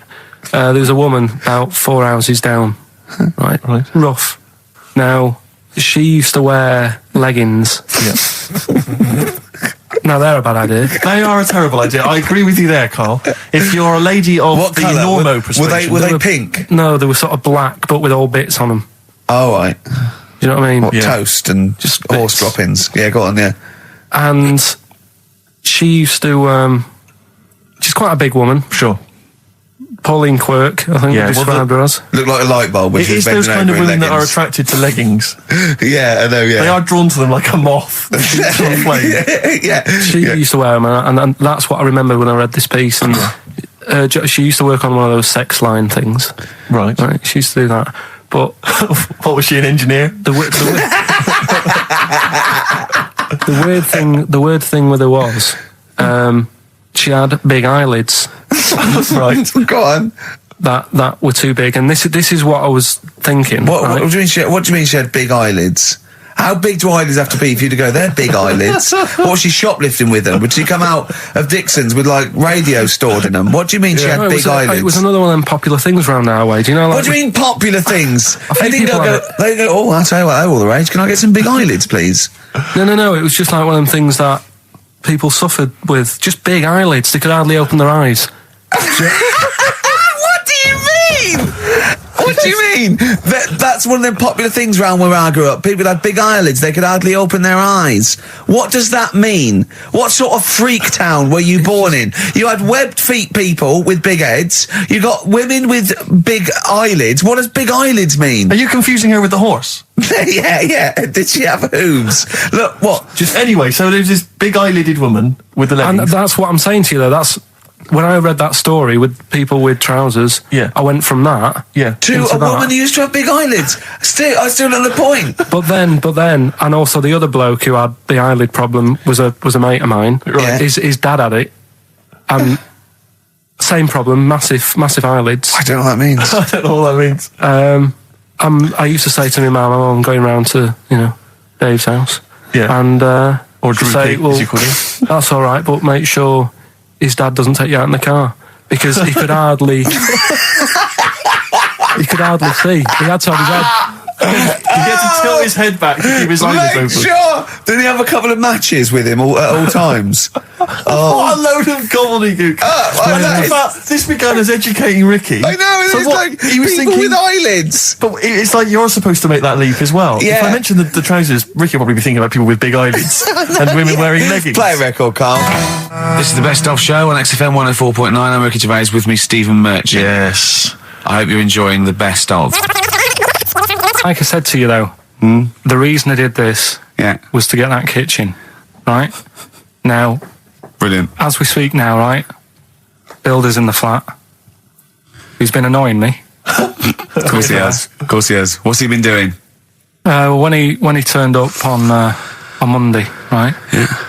Wanders in, and the first thing he says to me is, said, the pub across the road, is it any good? I said, well, it doesn't matter, does it? You're working on the kitchen. Think of saying that to a builder. Probably making conversation. Probably meant, do they do a toasted sandwich? Because I've got a half-hour lunch break, not an hour, like Karl Pilkington. So I'll pop over there and get a nice, you know, cheese and tomato sandwich. Is that genuinely what you said to him? Yeah. The first thing you Yeah, said so to him? Suzanne had a go at me saying, why have you said that? He hasn't even started on it yet. I cannot believe that. You're unbelievable, Karl. And you say it's us that are rude, crass, I wasn't being thoughtless. rude. I just was letting him know. Do you know what I mean? I know what He they're up knows to. what he was there for. He had it down on his little docket. Do the kitchen this week. He didn't come there and go, what did I come out for? Was it to go to the pub for a week? Why am I wearing these overalls? Yeah. Who's the little bald mank twat insulting me? Let me just check. Let me call the head office. I wasn't having a go though. I mean, they should have finished it yesterday, and they're there now, right, on their own. And what annoyed me is they turned up late today. Hold on, Karl. I've just realised something.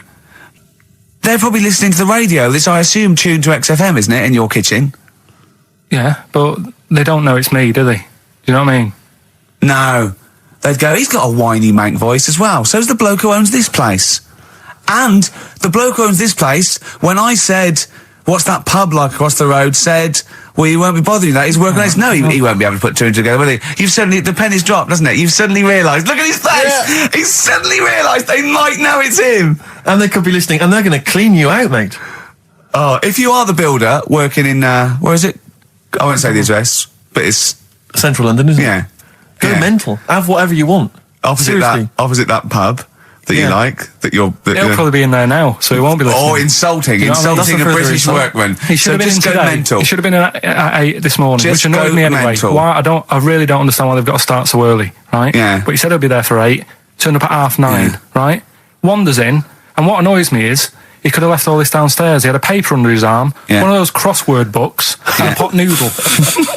Now, I'm not being funny, but most of them take up quite a bit of time. A crossword book, he's not happy with just the one that's in the paper. If you're listening, if you are the builder that's listening now, doing Karl's flat, what about pissing in the laundry basket? That was Jane's Addiction. This is the Best Of Show on XFM 104.9. I'm Ricky Gervais, with me Stephen Merchant. Yes. This was a clip show. We recorded this a couple of weeks ago. I hope you had a Merry Christmas. It's not over yet, because tonight at 9:50 is the second part of The Office Christmas specials. It's brilliant. Watch it, and we'll be back next week live. I'm Ricky Gervais, with me Stephen Merchant. Bye. Have a great new year. Probably you're thinking, Rick, isn't it time that we do our usual roundup of what's been happening in the news? Yeah, Which come we on. always do every week. Yeah. We always do something, which is, I mean, basically, if you're listening and you're a new listener, say you work at a newspaper, we always try to be informative, just try and put stuff out there that just educates people, informs What are you people. thinking? Well, I said Monkey News is coming up, but what have you got? No, I was just looking on the net there and just found a couple of quite important news stories probably worth mentioning. Policeman caught photographing. I don't know why it makes me laugh. It's just the phrasing, I suppose. It's the headline. Policeman caught photographing up woman's skirt. No, he wasn't up there taking a picture of Big Ben. He wasn't going, can I just sit up here? I'm just going to take a picture of that seagull over there. No. He was facing the camera up a woman's skirt. He was indeed. Right. A policeman in Japan is facing disciplinary measures after he was caught photographing up a woman's skirt with a hidden camera while on duty. The 42-year-old sergeant, who's not been named, used a digital camera to secretly snap the shots when the woman was reporting a stolen bicycle. So he was actually... He was actually doing his proper job. He'd obviously thought to himself, I'll bring him a digital camera today. On the off chance a beautiful woman comes in to report a crime or robbery, I'll have it ready, I'll have it positioned, in such a way. But this is interesting. This is how he got caught. Okay? The woman became suspicious after she saw a flash go off. Brilliant. I mean, this... Not so secret at all. Sorry, did I just see your shoe? Your shoe just seemed to just spring into life there. It was light. There was light. Yeah, I think I've had someone set fire to some magnesium that was on the end of it. It won't happen again. Well, it's only you and I in here, and your shoe was just suddenly lit. Why are you standing like that? Why is your shoe just sort of like between my feet? There's no reason. This is how I always stand. What did the bike look like? Flash? So, are you taking pictures of my family? No. And no, I'm not. And you should be wearing knickers anyway. Well, how do you know that? What? How did you know I'm not? How did I know what? I'm not wearing any... I didn't know you. I don't know what you've got up there. Well, I don't know what it looks like, and there's no way I could. Of course, it would be roughly that conversation in Japanese. I know, yeah. You know, you just mentioned there about sort of no knickers and that. Is this going to be your Auntie Nora? No. Right.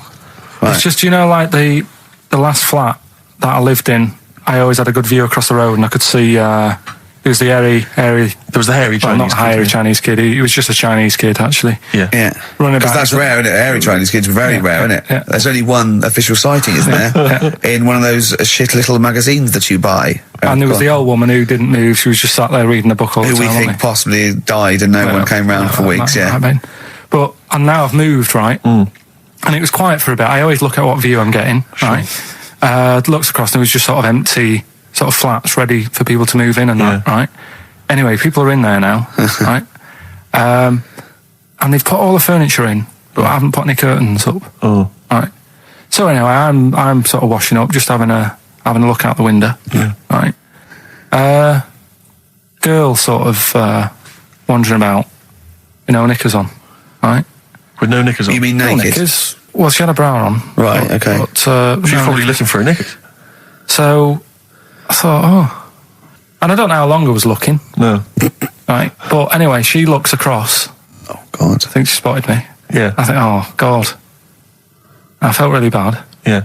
I said to Suzanne, Sorry, is this some sort of Peeping Tom confession? No idea. well, he's not, that's the thing though. Peepington. If I was peeping, she was peeping as well, because she was looking over. Works both ways, doesn't it? Yeah, but yeah, all she could see of you was your bald head. Yeah. No, but And your this hands is it. moving as you were washing up.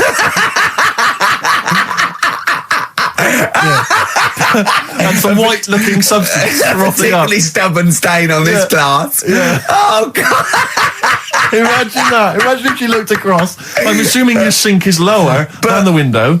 But didn't she just cover up or something? Or she looked back and go, oh, you're looking at my fanny? Well, the thing I did, What? I thought, just sort of drop me boxer shorts. Because I What? thought, well, Suzanne said, what are you doing? What are you talking about? What are you talking about? No, just so they can see me cheeks of me. What are you talking about?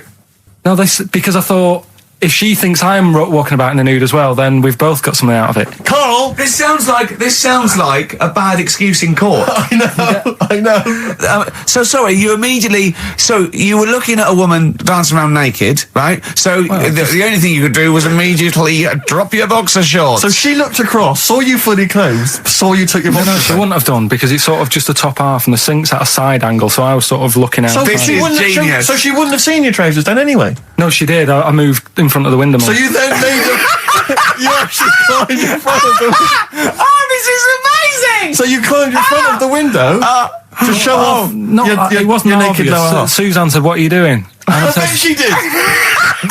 What are you looking at? I sent you in here to What clean are up. you doing? I'm just taking my trousers down, stand by the window. Why? Because there's a naked woman across the road. What do you think I'm doing, Suzanne? I'm exposing myself while looking at some free fanny. leave it. What's up with you, Suzanne? Wait a minute, can I just check?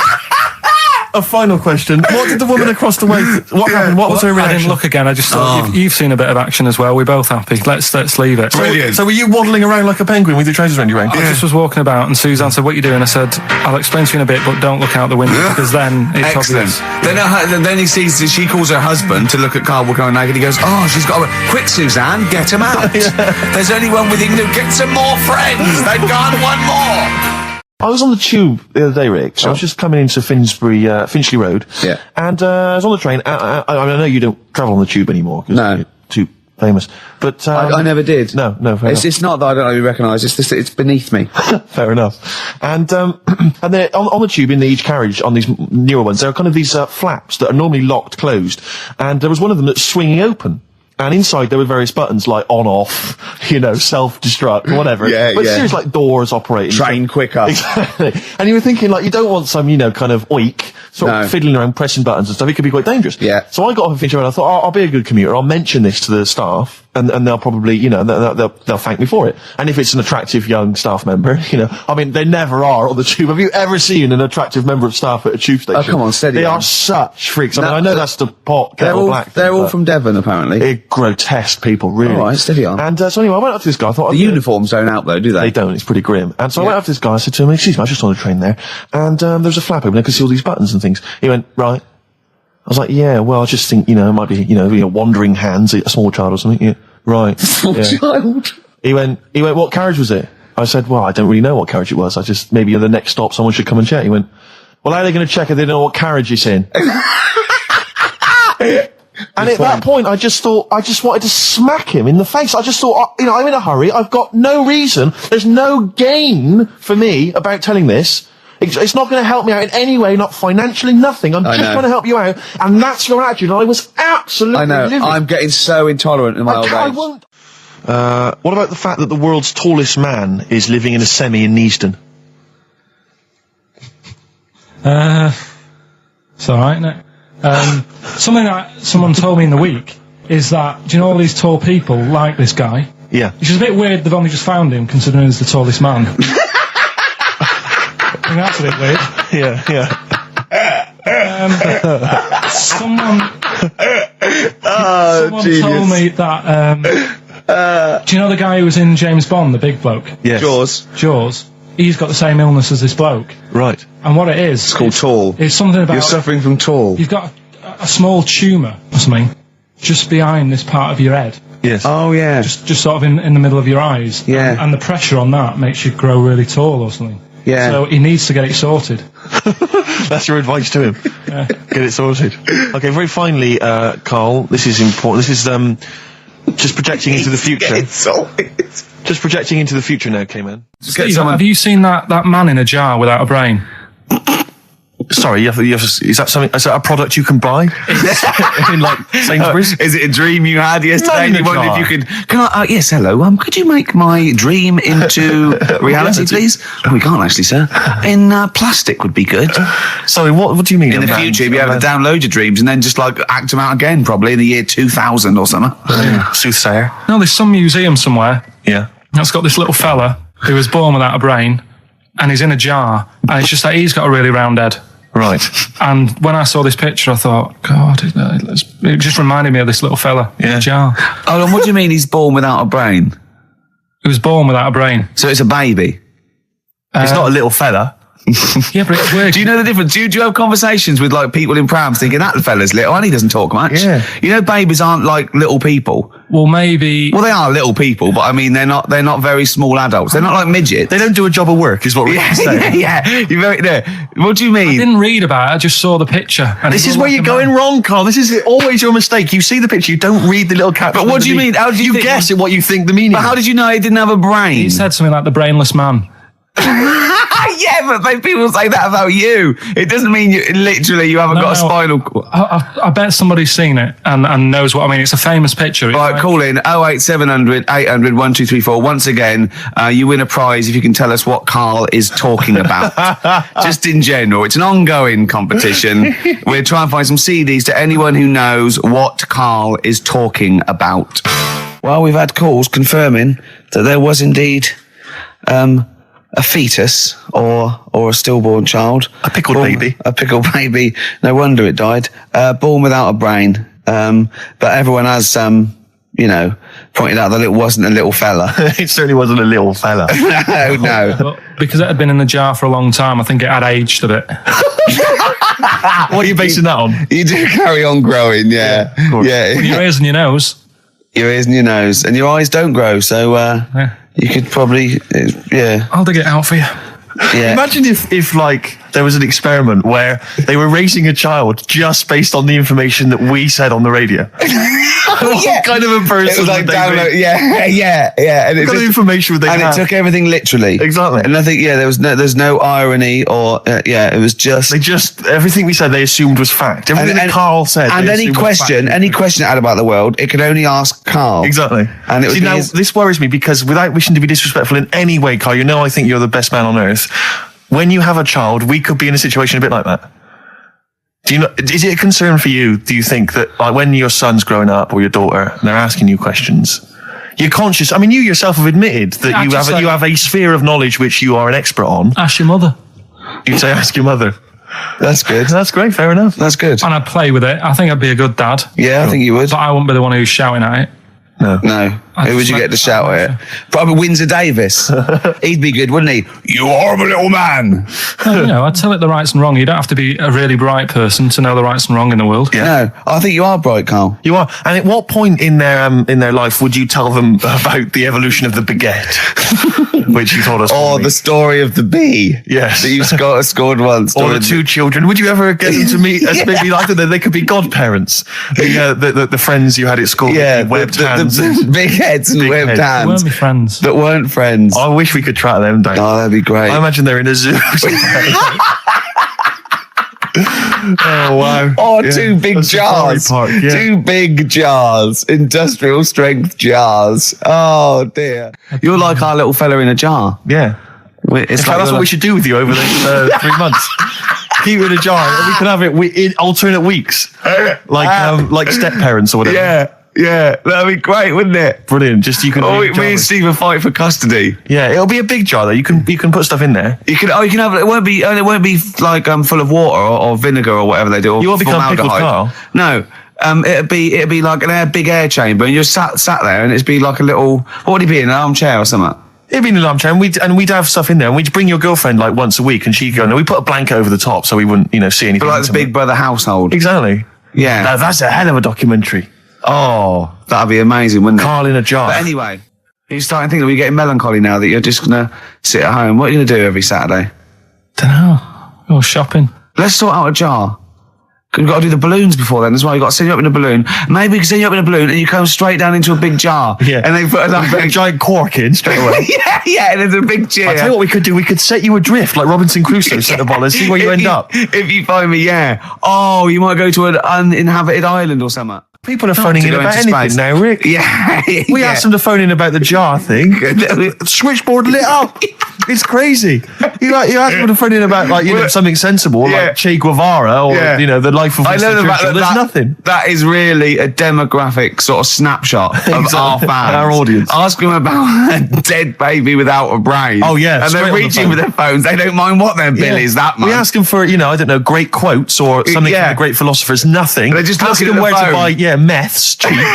Straight on the phone. Oh, do you know? Someone just called in and said it's about putting. He went, "Hello." Karl answers the phones. And I said, "Hello." He went, "Hello." He said, "Yeah, about putting Karl in a big jar." And Karl went, "Go on." And the bloke went, "Well, then you could call him Karl Pilkington." And he went, "Thanks." I love the bothering. I like Karl Pilkington. That's lovely. That's so sweet. He spent 50p to tell you that, and you were worried. You just saw you going up in a balloon and landing in a jar again, didn't you? I always, if ever I've got like a question on anything, the internet's sat there and I can just go online and find out. The internet is good. It's brilliant. But it's not all verified.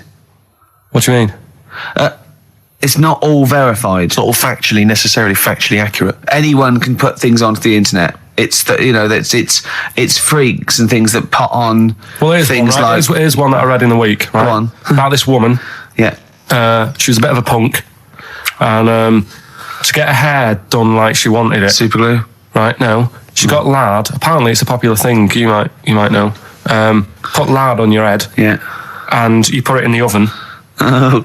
Now, apparently, the heat that you get from the oven is different from the sort of heat you get from an hairdryer, right? And she had to do that to get the style that she wanted. But anyway, she comes into money or whatever, treats herself to a microwave, right? It's not true. Opens the door, jams the things, like the little catch, so the microwave works. She jams it with a screwdriver or a knife or something. Yeah. Puts the microwave on, sticks her head in, boils her brain. Don't be ridiculous. Right? Well, why is that ridiculous? Boils her brain. She boiled her brain. She boiled her brain. And this is what's good about the internet. I went straight from that, and there was a subject about brains. And do you know that Russell Crowe, when he dies, is giving his brain to charity or something, some sort of some people who can do stuff with it. She gave hers to Pot Noodle. Vesta. Yeah. Oh, That's the boiling sort of a stuff. skull. Yeah. It's not true. It's not true, Karl. It's the same as the woman who put her poodle in the microwave, isn't it? And all that. Just urban myths. They're urban myths. But again, where does it start? Someone made it up. Yeah. For a laugh. They're just too convenient urban myths. Everyone's you can tell an urban myth's not true because it's always this happened to a mate of mine, and when you say what happened then, they go, don't know, that was it. Was it? Was that it? Was it? Someone boiled a brain and that was it. There was no more story. Well, Were there any dates, locations, times? I think it was in Belgium. There's that one that a bloke, right, was going to get a phone call at 4 o'clock to find out if his business was, okay, right? And if he didn't get the phone call, he knew he was broke, destitute. So dead on 4 o'clock, the phone didn't ring. So he went up to the roof, his office, and he jumped off to commit suicide. And as he was passing his window, the phone was ringing. Oh, no. Carl, it didn't happen. Didn't happen. Think it through. Think it through. Who told that story? Who told that story? As he hit the pavement at 120 miles an hour. He's the only person who could have known that series of incidents. Also, why didn't And he he's wait? dead. As his life's at stake, why didn't he wait till 5 past? I'm going to give it 5 minutes just in Just case. in case the lines are busy. Yeah. And what sort of bloke goes, I'll call you at 4, okay, if your business... Well, call me anyway. No. If I don't call exactly 4, then, no, you commit suicide. Commit suicide. I would, because if I don't call at 4, that's the end of it. Well, call me anyway. No, that's not the way I work. Why can't you just call me and tell me the other way? Well, I'm telling you how I do it. If you're bust, I don't call. Can't you just call to verify in case something goes wrong? What if it's engaged? It won't be engaged. Just commit suicide at 4, please. It didn't happen, Carl. The other one, right? A bloke, right? He's on a train station, and I'll tell you how I heard it. He's waiting for a cruise station, whatever, and he shits himself. As you do. And so he goes, my train's in 5 minutes, so he runs across to Millets and goes, quick, Levi's 36. The bloke just puts it in a bag, he runs onto the train, he goes into the toilet, takes his trousers and pants off. He's soiled. Yes, Pants. throws them out of the window. I won't be needing those again. Cleans himself off, open the bags, it's a jacket. Oh. No, it didn't happen, Carl. Carl. At what point did he go into it and go, quick, Levi's 36? And the bloke went, sorry, Levi's 36, what, a pair? No, shall I wrap them? Them? It? Shall I wrap? Just wrap whatever it is. Do you want to look? No, I'm not looking when you're putting it in the bag, please. Right? 36 white stories. Well, don't say anything. I've told you 36 Levi's. They put it in a bag and charged me for it. Yeah. I don't want to discuss it further. Yeah. There was one... Here we go. There was one about a woman whose husband died, and she had him cremated. Yeah. And made like a little egg timer out of him. And she said, I did that so it can still help around the kitchen. Well, that might be true. That might be a joke. That's quite sweet. That might be true. It's a true story, again. It was all... No, not again, because the ones I just told weren't. Nor is the boiling the brains in a bag curry microwave. Head story, true. Yeah. They're too convenient. Will you be buried or cremated? What? Will you be buried or cremated? I don't know. By cremated. I imagine. Like you, Steve? I don't know. It was out of my hands. Yeah, I haven't thought about I've it. not thought it through, and No, to I be don't honest. care either way. Have you heard the one about...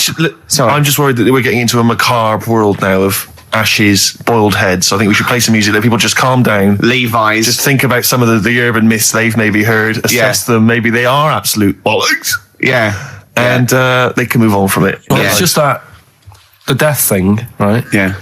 There was an argument on there about, do you know that Twilight Zone or whatever it was, Tales of the Unexpected? Oh, yeah. Where the woman got buried alive. Yeah.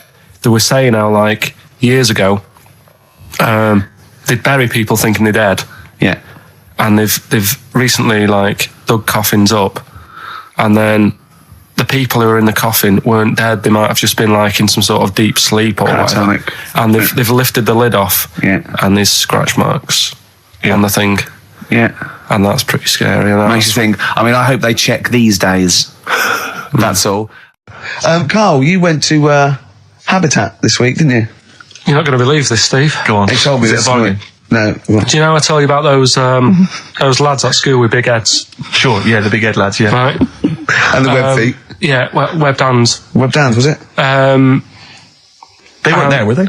They weren't there, but you know, like Ricky was always saying, they don't exist, they only went to your school, you know, la la la. It was in Habitat, there was only one sat on a sofa. Not one of the lads, but one of the... A big-headed lad. What? Is that like, when you say a big-headed lad, is he like Frank Sidebottom, big head? I mean, is it like... I don't know what this is why, you know, it'd be nice to... You think it's maybe a medical... Well, it'd be nice to, if there's a doctor listening, right? Yeah, a doctor listening to XFM thinking, I must phone up and fuel Karl's obsession with the deformed. Yeah. No, but it's not really deformed. But how just big is the head? Probably, you see, it's weird how it's always kids who I see with it, so I'm wondering whether they have a full-size head. Right, and then when they get older, it works out alright. Like jumpers. My mum used to get me jumpers a size too big, so it'd last a year. So, I'm just wondering if it's the same. So how old are these generally? Are they not like adults? They're like kids. Well, when I was at school there, I was probably about 7, and this kid on And do they have to wear Sunday, any kind of apparatus to sort of keep their head from kind of, you know, not tipping them over or sort of staying Well, like upright? I mean, well, I'm just worried that the head's kind of too heavy for their body or something in there. No, it's not that big. Right. It's just not right. You kind of go, you sort of do a bit of a double take. Yeah. Like the fringe isn't sort of, you know, just above their eyes, it's quite high up. Sure. That sickens you, obviously. And is it something that repulses you slightly? Do you get No, that'd be cruel. No, sure. But, but, you know. But it's not cool to discuss it on the radio. Well, it happens, doesn't it? Sure. You know what I mean? Yeah. So, and I'd just like to know what it is. If it's like a water on the head type thing.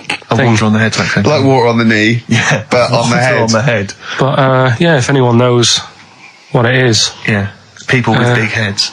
Yeah, it'd be... and it's... Yeah, okay. It'd be good. Good information. So, what time, how are we doing? You sure it wasn't perspective? You sure he wasn't sort of leaning forward and he was really tall?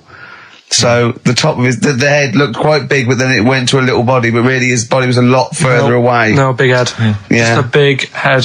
Rest of his body, fine. Face, okay, everything's normal. You weren't looking at him in a kettle. If you wore a hat, it'd be alright, but... What do you mean if you wore a hat, he'd be alright? You'd probably just think, it's a big hat. Yeah, but what sort of hat? So you look like a 10-gallon hat. Yeah, that would go down onto his shoulders with 2 eyes cut in it. Yeah, like something from the Ant Hill mob. Yeah, Michael Bentine's potty time. Yeah. How would a hat help him? Yeah. Are you sure this wasn't a Diddy man? I'm not being mean, I just want to know what it is. No. Okay. Right. Well, if you are a doctor listening and you want to use your kind of free Saturday... Not the doctor who phoned the bloke in America and said, where do I get blood from? Sure. Not that doctor, because I assume he's been struck off now. Sure, give us a call and sort out the whole big head conundrum. What's the number? 08700 800 1234. That's also the number to call if you have Bruce Springsteen tickets available. I will pay up to £47. Don't do it. Go yourself. Don't give them to Steve for cost price. Make a little profit. Oh, I mean, don't take the Don't mickey. you know what I feel. You've already ruined the bad thing. Don't ruin some more of my dreams. But I'll tell you what, if you do get Steve a ticket, he'll be so grateful that he will spend a bit of money on you, I imagine. You'll buy tickets and, give him something pretty special because you're earning now and, Yeah. So let me discuss that with them, Rick. I mean, let's not make any promises. What was that thing you told me the other day as well? I'm talking about it. People have been phoning up about this. I don't think we should talk about conditions of the mind and brain. Well, that woman's put you right. Yeah, shown us it's hydrocephalus. It could be, and all it is that it's totally curable and it's normal life. What they do is it's a baby born with sort of water on the brain, and it comes out. Must hurt a bit in childbirth, and then they just drain it off. It's just full of water. I tell you what. What? You've just reminded me weird stuff going on in the world. It wasn't a baby, was it? Maybe it was a baby. Maybe it was a baby, but it had water on it, everything. Well, listen, right, this was a kid with a big head, as far as I'm concerned. It wasn't a baby. But we know what he's got, everything's sorted. But other things, right, that are weird in the world, yeah, you're Carl. always like, you're going on about there's no ghosts and stuff. Yeah. Right? How do you answer this one? Yeah. Someone here who I work with, right, I'm not going to say the house, it doesn't matter, but they were eating space cake, right? What do you mean by that, Carl? Explain. What's a space cake? For people who... It's some sort of druggy cake, isn't it? Yeah. Right? A dope brownie or whatever, yeah. Right. So something with cannabis in it, is that what you're saying? I think it's something stronger than that, isn't it? I don't know. But anyway, he was having this space cake, And You better give me the name now, Carl, because I've got to report him. no, listen. It's only, no. It really is doesn't still, matter. No. Is he Sturgis? Was it Claire Sturgis? Yeah, She let's say wouldn't it bother. is. She's gone on the hardest. She doesn't bother with yeah, those. she's just It jacked straight up. doesn't do anything to her Straight now. to the vein, yeah. So listen, right? So he's at a party, right, Yeah. with his mates, and they're listening to the Star Sailor album, right? Right. And he's sat there, and he's had some of this cake, Right. and he's listening to the album, and his mate's sat across the way talking to someone else, right? That's weird. The album's on, and he thinks to himself, this track's going on a bit. Yeah. And his mate across the way, who's talking to someone else, Heard him say it. heard him say it, and he goes, Yeah. yeah, isn't it? Yeah. So he goes, oh. Right. And he goes, See, usually at this point, I say, had this bloke taken drugs, but you started the story Yeah. with this bloke no. had done some But drugs. since, Right, Rick? no, if he was here now, Yeah. right, he would say, yeah, I know it sounds mental, Yeah. but it happened. And Yeah. it wasn't just a one question. It wasn't just like, oh, this track's a bit long, innit? Yeah, it is. He had a It whole was conversation. A whole conversation Sure. with the guy. And Yeah. What, but sorry, I just want to clarify. You mean he had the whole conversation telepathically? Yeah. Right. He didn't just shout across the And room. they've recently met up and like they've sat there and tried to like work out what happened. And it's never happened Presumably they again. didn't have to talk at all anymore. Yeah. Why did they meet up? Couldn't they just like in their own homes? Just stay at home, Do they have to have that cake before they Yeah, before start they having have a to chat. conversation? Hold on, wait a minute, lads. Why are we using our lips? Yeah. This is using way too many. Oh, take them. There you go. My only question with that is, being skeptics like Ricky and I, whenever we hear a story like that about the paranormal, the first thing we always look for is maybe some other explanation. Yeah. Maybe one vague idea. Lying. Could be lying. Chinese whisper. As I think you pointed out, there are drugs. It's often, Drugs. an issue as well. Madness. Yeah. Fear. Delusion. Sleep. Yeah. You know, there are so many things you go through. I'm going to go with the drugs. before your dead grandmother Exactly. pops into the equation. I'm for going to me. go with the acid. Right, tell the other story that you totally believe this as a true story, don't you? The fella with the being killed. Right, do you know how the other week we were talking about some fella who had his head cut off? And he said, when my head goes into the basket, I'm going to blink a lot. See how many times I can blink. But if you remember, when Carl first told me that, it was, I think it was Simon or Nick that pointed out. He goes, no, that's not quite right, Carl. Carl told me it, that he had his head cut off, and when his head was in the basket, it looked up and said, count how many times I blinked. Yeah, But he sure. believed that as well. Yeah, so he was happy. He was happy with that. Sure. Do you know what I mean? So yeah, a couple of weeks ago there was a guy, he had his head cut off, and before he had it off, he'd said, I'm going to blink to show that there's life after death. And he'd done he it. did 32 blinks, Yeah, right? sure. So you two were sort of pointing that down the other Yeah, week. we were sceptical of that. So I looked again On the internet? at some other website. Yeah. And there's a guy... Sorry, it's the website, just to clarify, the website is the place where you bought that property on the moon, didn't you? Because it was a bargain. Right. So this guy... Been gazumped. Look, we'll see who's been gazumped when this world ends. I've Yeah. got somewhere to go, Yeah. right? And I know you'll be calling me up, saying, "Oh, can I come with you?" Haven't you got, like, 'cause it 2 doesn't square exist, does it? foot? No, I've got acres. You're going to have I've to got about- stand deadly still on the moon in your 2 square foot. I've got about There's 20 no place acres. for Suzanne. It'll just Yeah. be you. 12 off, love. It's all those people with big heads and web feet. They've been buying it all these years. Well, listen, right? Go on. Anyway, Play a record. Tell us a story after it. We've been chatting for Sorry, far too long Carl. No, there's no here. Play a record. tune. We'll come back with What this. do you wanna What's play? this? Another ghost story? Let's play one of my favourite songs of all time. Because I'm going on holiday and getting into a lovely serene mood. Sorrento is probably from that. It's Neil Young, After the Gold Rush. Beautiful. Still to come, that competition as well. I look forward to that. Carl's quiz. Yeah. What an amazing track that Beautiful is. tune, yeah. Neil Young, Dynamite. After the Gold Rush. So go on, Carl. Sorry. Go on, Carl. So let's take us back a few steps, Carl. What's the story? right. So I did some research. Right. Let's just recap again. There was a guy you read about who had his head chopped off. He was guillotined. Yeah. He had said to the people around him, Count I am going blinks. to blink once I've had my head cut off to So show the that brain life, can still... or the brain Yeah. can continue to work after, Yeah. after Yeah. death. Okay, so yeah, we queried that. So you weren't having any of it. Well, no, possibly for a few seconds till the oxygen stops being fed to the cells because the blood has drained away. But, you know, nothing spectacular. So Right, go on. well, along the similar sort of lines, right? This is quite a few years ago.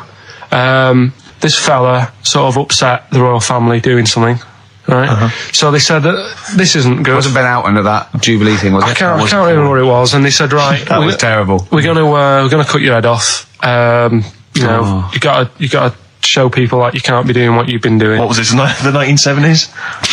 When you say a couple of years ago, you mean maybe sort of... Was it the olden days when the phones weren't very good? Ages ago. Yeah. Ages ago, sure. So yeah, fair enough. Yeah.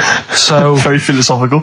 Yeah, imagine that when you watch news story. Cut your head off. This was literally ages ago. Yeah, exactly. Yeah, go Simon on. Sharma's History of Britain. Yeah. Oh, So- and even before that, which is yonks before, when it was all mental and different. Sorry, Carl, go on. So he's having his head cut off, and he's resigned to it. it's the day before. He's kind of got it into his head now that I'm not going to have my head much longer. Sure. So he said, let's make use of this. Yeah. He said, I wonder how long like the body can stay alive without my head on it, right? So they were like, I don't know. So Hoover. so The jailers? whoever he was asking. These jailers with one eye. Yeah. Get out, pal. So he said, No, wait a minute, I've got an interesting scientific experiment, jailer. Well, Yeah. fair enough. What is it? So he said, what I want to do, right? He said, surely it's my last right. You know, I'm gonna be dead tomorrow. Sure. So let's He do a didn't test. draw it out this long, did he? Yeah, he said, let's test this out. You know, he said, do us a favour. He said, it's my last day.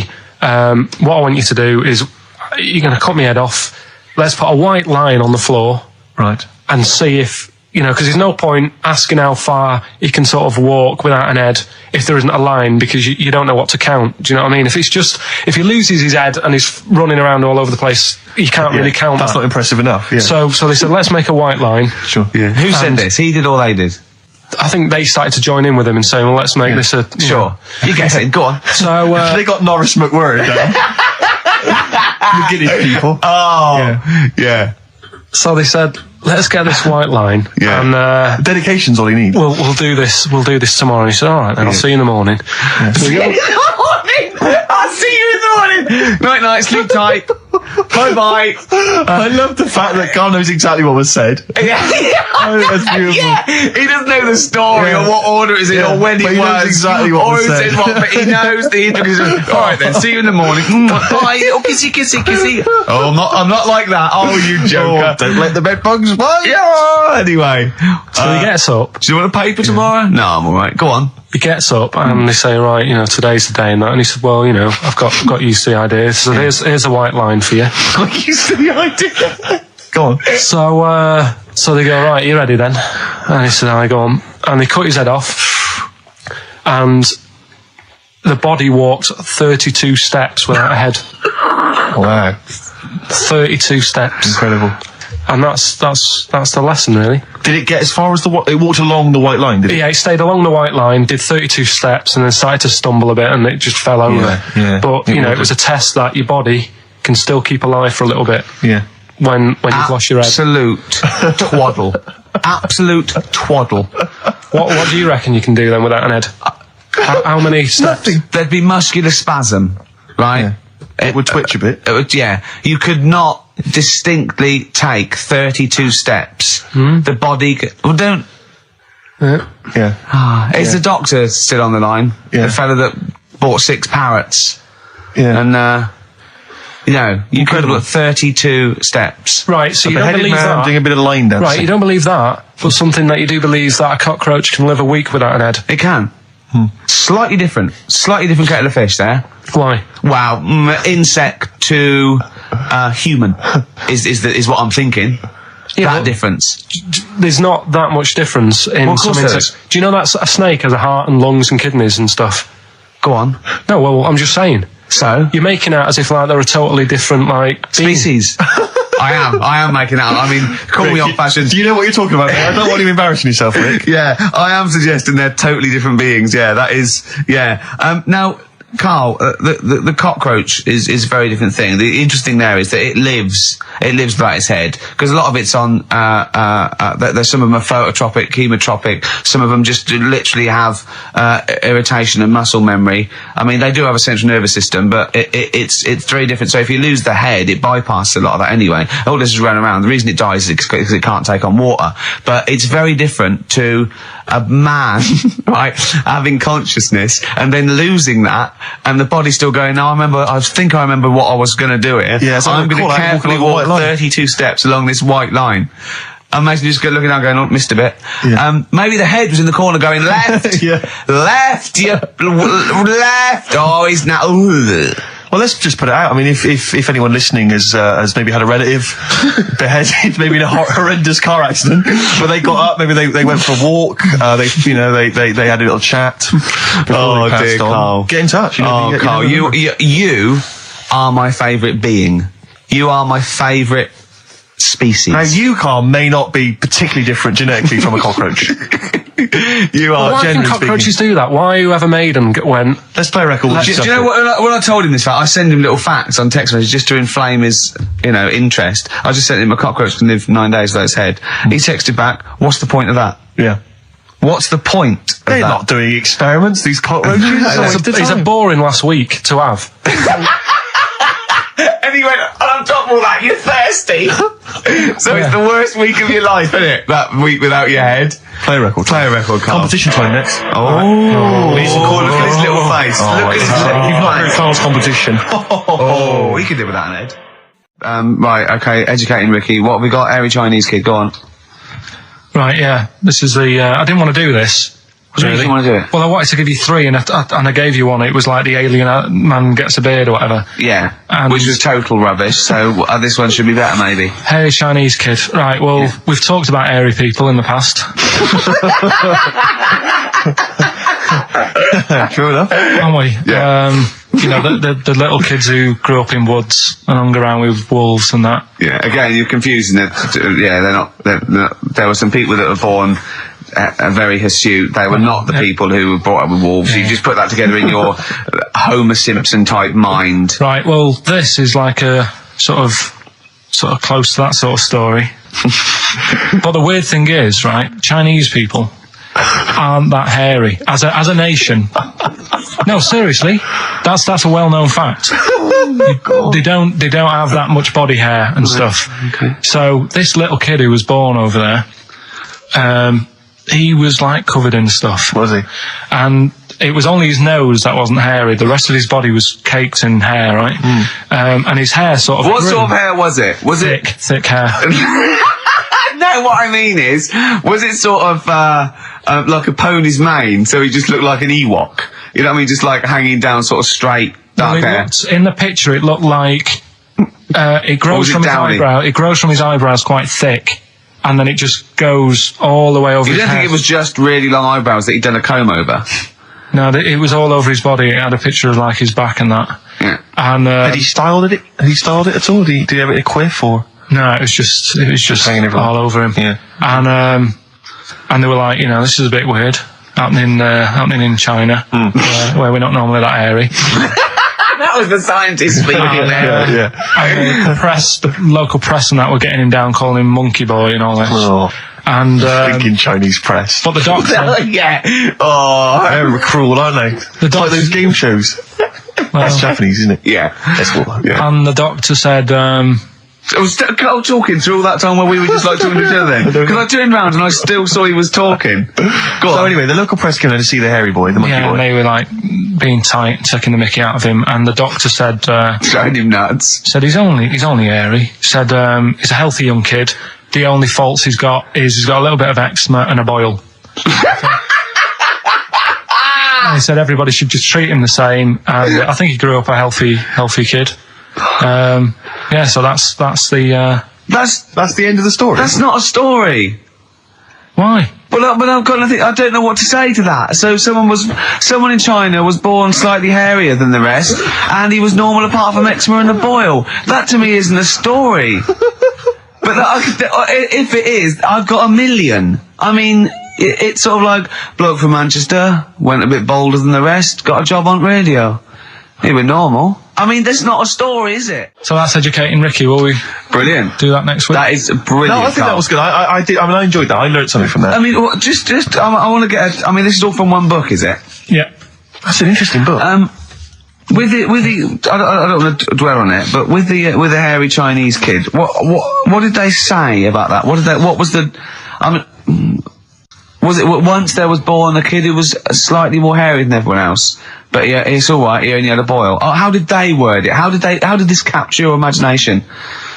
It was a picture that grabbed me first of all. Yeah. Sure. And it was like, God, what's up with him? And that's when I read it. Did you see the boil in the eczema or just the hair? No, you see, because his face is like, just under his eyes is sort of nice and smooth, and his nose is sticking out, and that's not hairy. But the rest of him, it looked like he had the sort of a balaclava on or something. And then I read on, and it's like, this was a hairy kid in China. Yeah. So. Yeah. Okay, good. Anything else in there? Because, I mean, I like that. We'll do more of that next week. How is that alongside, hanging bacon, alien abduction, a hairy Chinese kid, and a little interesting fact about the derivation of a phrase? What do you mean? He didn't understand a word of that. I knew the word derivation was going to cause problems. I thought derivation shouldn't have come out.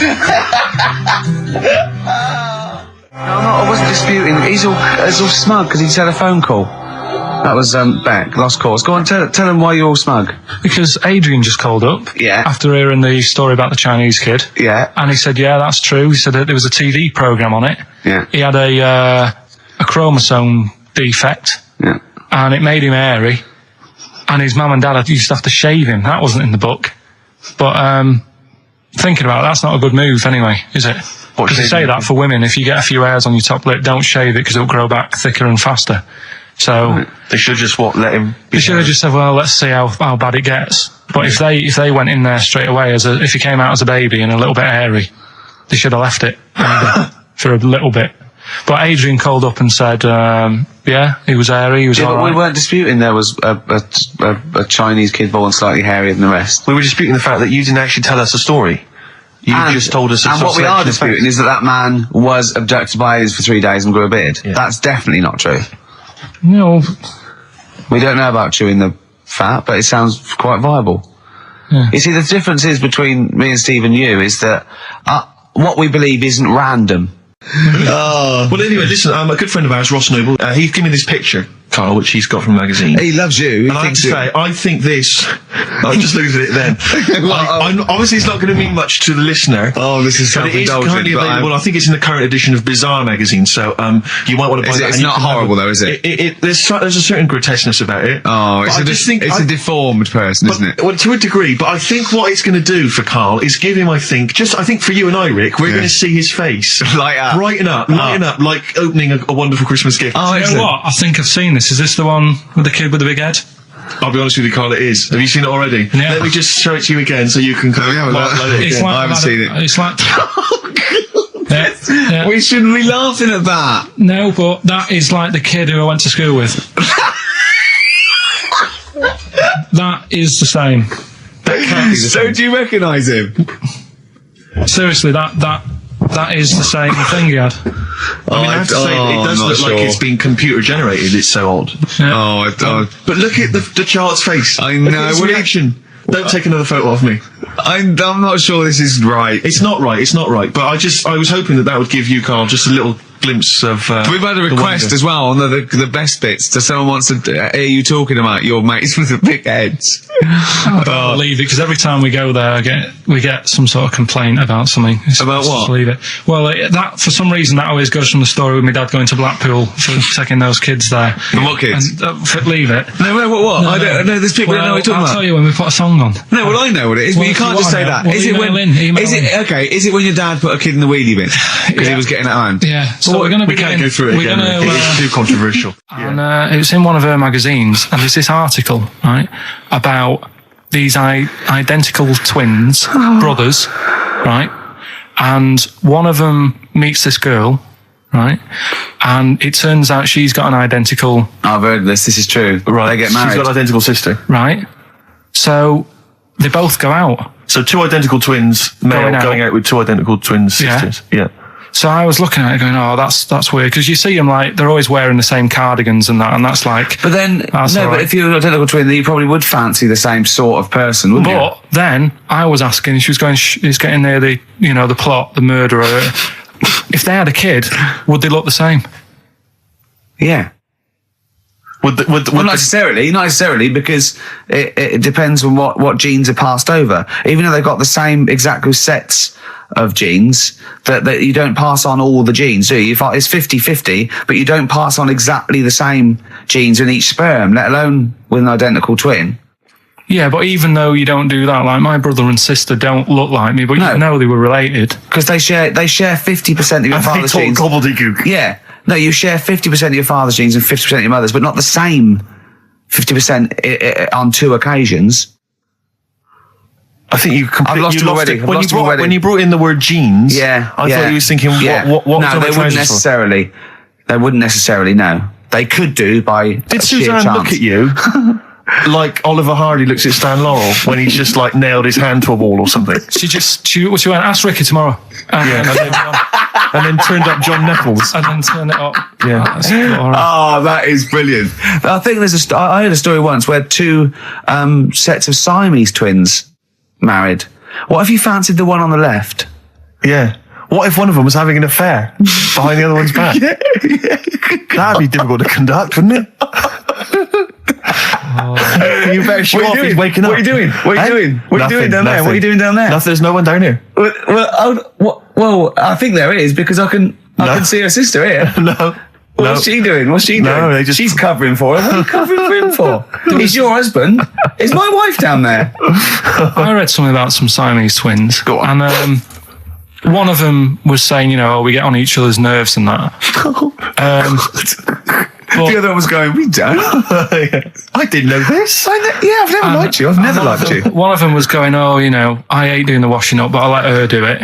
And the person doing the interview said, well, why don't you help out? Just dry up and get the job done quicker. And she was like, no, I can't stand it. I prefer just to hang around there and wait for the other girl to do the washing up on her own rather than help and get the job done. Sure. Just selfish. Well, there was one set of Siamese twins. One had a job and the other one didn't. That's ludicrous. Yeah. The other one was unemployed. The other one had a job. She had to go to work. She had to get up at 6 o'clock on her day off. I'm supporting you, literally. Yeah. Then they get done off the social for sort of... Yeah, because the other one was signing on. Are you living together? We're not. Like, that got a load of attention in the press, but the Trisha programme got nothing. Okay. Which, I know, Steve called me up in the week, right? Like 10 o'clock in the morning, I was at work, and he goes, She thinks so at 10 o'clock. She think preparing this show. Most people go to work about 8, 9. Are you watching Trisha and that? I said, no, what is it? He goes, you'll be loving it, right? Freaks. Was it, Help Me, My Mum's a Freak? Siamese twins. Right. So I couldn't watch it, but he said, it might be on again because they repeat stuff on ITV2. Right. So I had my dinner late. Right. Instead of having it at like 1 o'clock like I normally do, I had it at like 2:30. Yeah. Sat in the office, put the telly on, ITV2. These Siamese twins. Did it blow your mind? It was amazing. We talk about a lot of things on the show quite a lot. The hairy kids crop up a lot. I was waiting. It's been 10 minutes and you haven't mentioned the hairy kid. Right, and last week we were talking about Siamese twins, weren't we? So it was weird that this programme was on, but it was amazing. I mean, what I think you can't refer to them as Siamese twins. I think they're known as conjoined twins. Why? I think Siamese is maybe considered derogatory or as an old antiquated phrase. Yeah, I think it's because the first famous ones were actually from Siam. Right. And that doesn't exist anymore. No, it's conjoined, Carl. Yeah. Get the phrase right. But you think that if that's happened to you, that wouldn't be that sort of offensive. The names that you must get called. Right. You think that's least your worries? Twins, I'd say, well, that's, Now, were you stunned by where they were connected? Just live with it, we'd say. Because they were connected, of course, at the forehead. Oh, God. Sort of, which was quite extraordinary. God. What if one had bad breath? That wasn't a question that Trisha asked. Annoyingly, because I know that much of the audience was thinking that. There's a few things that didn't crop up. What questions would you have asked of them? Because what things did you feel weren't mentioned? I'd love to just watch Carl watching amazing things. Exactly. Do you know what I mean? It's like early learning thing. Mouth slightly open. Yeah, mouth open and dribble, looking round to see if anyone else has seen it. You know, I hate that. Like when a cat sees a bird land on the balcony. Exactly. It can't believe its luck. I'd probably say, how do you buy her like a birthday present? Surprise gift, yeah. Because everything's ruined. Sure. Right? I'd probably ask. Yeah. Well, did you not think it was interesting that one of them had a boyfriend? Well, that was a bit weird, wasn't it? Uh-huh. But what was the other thing that I was thinking when I was watching it? I was thinking if one got into crime and was sent to prison, Right. what would happen? How would you handle that? It's brilliant. It is brilliant. If a chimp could talk. And what was the other one? The other thing was, what did he talk about? Because it's not as if you can say, oh, guess what I did today? Do you know what I mean? Yeah. So...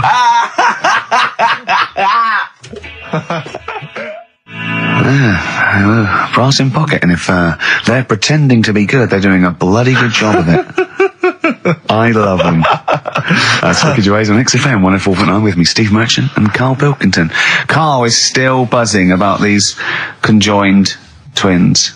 It's just... One of them, of course, had to be, because one of them was sort of shorter than the other, and had to be sort of wheeled around on a kind of trolley thing by the other. This is Molly and Dolly, is it? No, they're not called, one's called Reba, and I forget what the other one's called, Sheena maybe, or something like that. Do you remember, Carl? No, I wasn't that impressed with the names. It's just... Yeah, so you immediately put them out of your mind. Those are rubbish names. I'm just, forget, Carl, forget. They're gone. Were they British or American? Yeah, American. Oh, because I've seen some American ones on Joe Bizarrely, Springer. one of them was apparently a country music star. This is Molly and Dolly. Well, they're not called The Molly one that and joined Dolly. at the Oi. The one that joined. But they're not. I think you've made up the Molly and Dolly. No, it was on Jerry Springer. There's a little one that sits on a seat, and the other one carries it round, her around. They're not called Molly and Dolly. There was something like that. They're called. Well, we know that one of them's called Reba, and I forget the And other one one. was a country and western singer or something. Yeah, and but she was saying, "Yeah, I've just made a movie. It's coming out shortly in theatres." Is your And the sister other in one it? Yeah, and the other one said, "Oh, I'm not involved." I did. It's utterly bizarre because they work so hard to live their lives separately. Yeah, they say it's all. Yeah, exactly. of course. So, Yeah. they try not to. So she's talking about her music career, and the other one's sort of not taking any kind of credit for it, which is nice. I It's suppose. weird though, because when she was singing as well, the other one just stands there. She doesn't join in. She doesn't sort of dance. Offer backing vocals. Do you know what I mean? Make a group out of it. Yeah. A duo. Yeah, well, but it seems like we're sort of being horrible, but we're not. No, we're not. I mean, it's a Well, really no, bad we're thing, laughing at Carl's amazement at this phenomenon. Sorry, I just got to say we're not. You know, taking the Mickey. The really weird thing about all this, right? And it's annoying because you were saying about, what should have Trisha have asked and all that. Yeah. But one of them mentioned that one of them was adopted and the other one wasn't. Don't talk rubbish. No, seriously. I didn't understand it, right? Of course you didn't. And then Trisha sort of said, well, let's have a chat. And they were like, no, I don't want to go into that. What do you mean one was adopted? That's what he said. One of them... don't quiz me on it, but that's what was said. Hello there, Hello there, I'm a multi-millionaire. Oh, and yeah. I've just seen your orphanage. Oh, I'd yes, love lovely, to isn't adopt it? one of your children. You'd like to adopt one? I'd love to adopt a children. I've got loads from around the world, so I'd love to adopt one. I'd give you $10,000 towards your orphanage. we're speeded through then, yeah. Brilliant, okay. We've actually got 2 left. I only need one. I'm only interested Right. in one. Yeah, I don't need any more. Don't need any They're more. sisters. I know it would be tragedy to break them up, but I really only need one. Now break it up. There's the rub. You see. Sure, because, sure. You just need the one. It's $10,000 now. You can have that. I'll sign it now, but I don't want to discuss it further. I'll bring you around. Brilliant. Okay. Ding dong. Hi, yeah, brilliant. You brought my kid round. Yeah, there she is. There. That's a joy. Yeah. Okay. Just standing next to a bush. Yeah. Do you want to? Can you bring her out? No. Me? It's There's nothing behind the bush. So you just want. I just want to be able to walk 360 degrees round her. Do you want her or not? Yes, I can't believe it. What's that little trolley? She's talented. Oh dear. You're talking nonsense, Carl. Well, whatever. Steve, you're out of the room there. Mm-hmm. Carl took a phone call from someone. Okay. He's found a cellmate. Right. Not a soulmate. I think one day they will be cellmates. Yes. Because he's just like, he loves everything Carl loves, and he was telling Carl stuff, and Carl's face was lighting up. Yeah. He's told him of 2 Russian kids in the circus. They're covered in hair, and their mum tells them off because they're covered in fleas. Carl said, see, that annoys me again, innit? They do something else. And the bloke went, yeah, they should just make money out of being hairy. And Carl went, exactly. And he said, have you heard of the 3-legged juggler? And the bloke went, no, what's that? He went, that annoys me as well. Because he thinks they shouldn't have done juggling, they should have done football. Do you know what I mean, though, Steve? What do you mean a three-legged juggler? What are you talking He's a about? famous three-legged juggler. Oh, he's mega famous. He's like the Beckham of wherever he's from. But the other day I was looking in, I don't know, Bizarre magazine or something, right? And there was this fella who, he had no arms. So you saw a picture of him. His job was fixing watches. Did it with his feet. Go on. Well, it's just, why pick the most hardest job to do when you haven't got any hands? Crush grapes. Or... Do you know what I mean? That annoys me. Oh, crush grapes! Imagine him being told that he comes into the careers advisory where I go, now, what do you want to do, Hargreaves? Make watches? Right, take a look at your arms. Crush grapes, mate. Sorry, you're a grape crusher. Next. Brilliant. Brilliant. I would love you to be a career advisory in some sort of clinic. It'd be brilliant. I like the fact that it annoys you. Here's a man, he's got no arms, he has learned to fix watches with his feet. Yeah. An incredible talent, incredible skill, he's utilising that brilliantly. That's annoying to you. You are angered by it. Right, I'm only being honest. Now, you be honest, right? Your watch is broke. Who would you go to? You're in a rush. You need it fixing in a rush. Now, you need some fresh wine.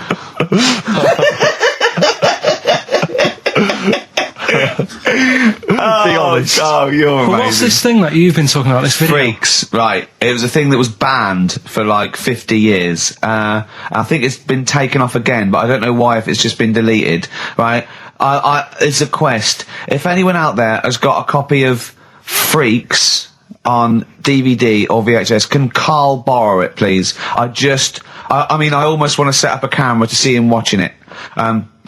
It's absolutely real. They use people in the circus of the time. I think it's the 20s or 30s, the Depression. And there's people, there's Coneheads, there's a bearded lady, all genuine. There's a bloke they call the Human Slug who's got no arms and no legs, Karl. And he's just there, and he rolls a cigarette and lights it with his mouth. I think I've seen his brother, who isn't called the Human Slug, is called the Pillow. Right. How does he make a living? He, Does anyone want to meet Karl for money? Do you know what I mean? the annoying thing was, right, there was a picture of him. I was going to put it on I think I've seen his brother. on our website, we put things up like this, right? If you go to Ricky.Gervais at xfm.co.uk / What? You put things like that on my website? It's nothing to do with me. I want people to know that website is not kept or looked at by me. So, what have you put on there? There's a fella on there who's known as the Pillow. And he's, you see, I get a bit worried with things like this, because we're not sort of having a go or anything. It's just things that fascinate you. Yeah. And, yeah, it's a guy, it might be the same sort of thing. What's your one I bet you used to stare at people with goiters, didn't you, when you were little? In Tesco's? Well, just go to xfm.co.uk / Ricky, it is. What's the worst thing you've ever seen on, like, a human face? You know what it is, and I don't want to talk about it. I can't remember. Have you told me? Yeah. What is it? But go, It's not go the to, elephant lady. Go that used to the, yeah. Is it the elephant lady? You talked about that, I know. Yeah, I don't want to talk about it again. Go to the website and see the Human Pillow. Why is he a human pillow? That's what annoyed me. I thought he was more of a draft excluder. Oh, that breaks all kinds of rules. Buzzcocks, harmony in the head. Now, things are flying here at XFM. People have called in. There is a video of Freaks on the way. Karl's going to see that within the week. That's exciting. That is exciting for me. Do you know what I mean? About our education of Karl. We started off trying to teach him about science and history, and now we just find out he likes pictures of hairy Chinese kids and Who women. doesn't? Who doesn't? No, true. You've got a theory about pictures of freaks, haven't you? You see, you always bring things up that I don't want to talk about, because I'm really worried that people, if you've just tuned in for the first time, it's the first time you hear it, and we're talking about hairy Chinese kids. Yeah. Talking about the human worm. Karl, listen. People don't think that you're taking the piss out of those people. They lump you in with them. Do you know what I mean? They think that you're a freak of nature. So you can say anything you want.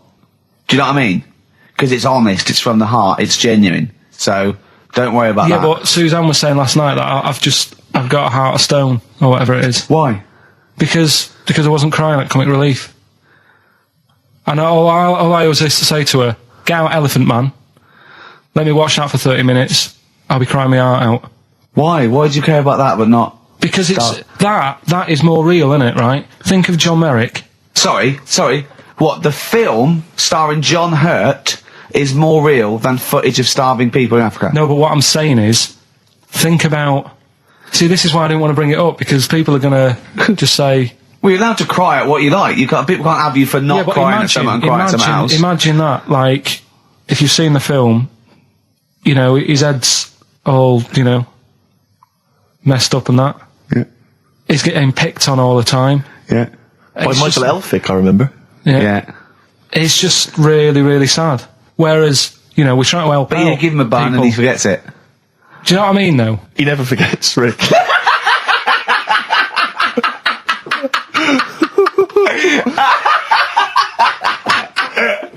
Oh, dear. Anyway. Oh, God. We're giving away stuff again. Yeah.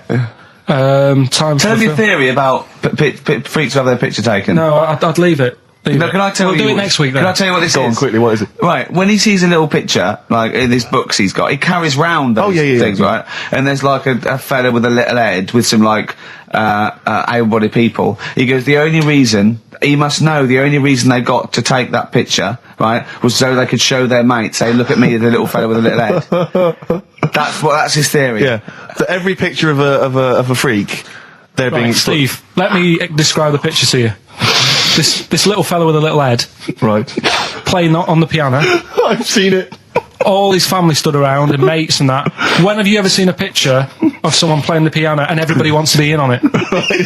Doesn't happen. Maybe it was one of those kind of Christmas cards they sent out to everyone. It wasn't. You could see one of them was like in a rush to go away. He was probably planned to go out, and he was like, "But they were taking a picture. It's I'll be in it then before I go out." And it was all. He's out of order. Yeah.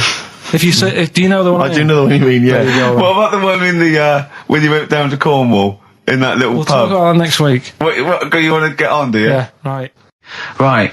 Now, we got people to send in a little thing for you last week, didn't we? The film Freaks. You got a few sent in. You watched it, did you? Yeah. Now, I should just point out that the film Freaks, for those that don't know, was a movie that was released, I think, it was originally made in about 1932, something like that, and then it was delayed. It was banned for many years, because it did, in actual fact, feature, for want of a better phrase, real-life freaks. Yeah. The bearded ladies being one of the more kind of familiar ones. There's a guy without arms and legs. There's all sorts. And it was actually it's quite a tender film, isn't it? And actually portrays them as a kind of dysfunctional family. It's not exploitative in that sense, but what do you make of it, Carl? Well, you were watching it for the Freaks, weren't you? Yeah. I mean, I wish it does take a while to get onto it. What do you mean? Well, straight away I was disappointed, right? Because at the start, like, you put it in, it's like, oh, brilliant. Here we go, you know. I said to Suzanne, we'll watch this, we'll have a good night. Yeah. Have a romantic night. That's it, her birthday. Yeah. You've got your gloves, now we're going to watch some Freaks.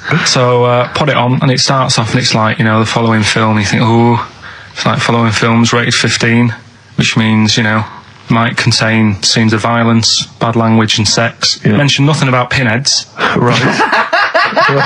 So I thought they missed a trick there. Yeah. Right? So I thought, well, let's carry on watching it. And what exactly is a pinhead? Oh, if you've seen it, you'd know. Okay. Right, so not the best thing in it either.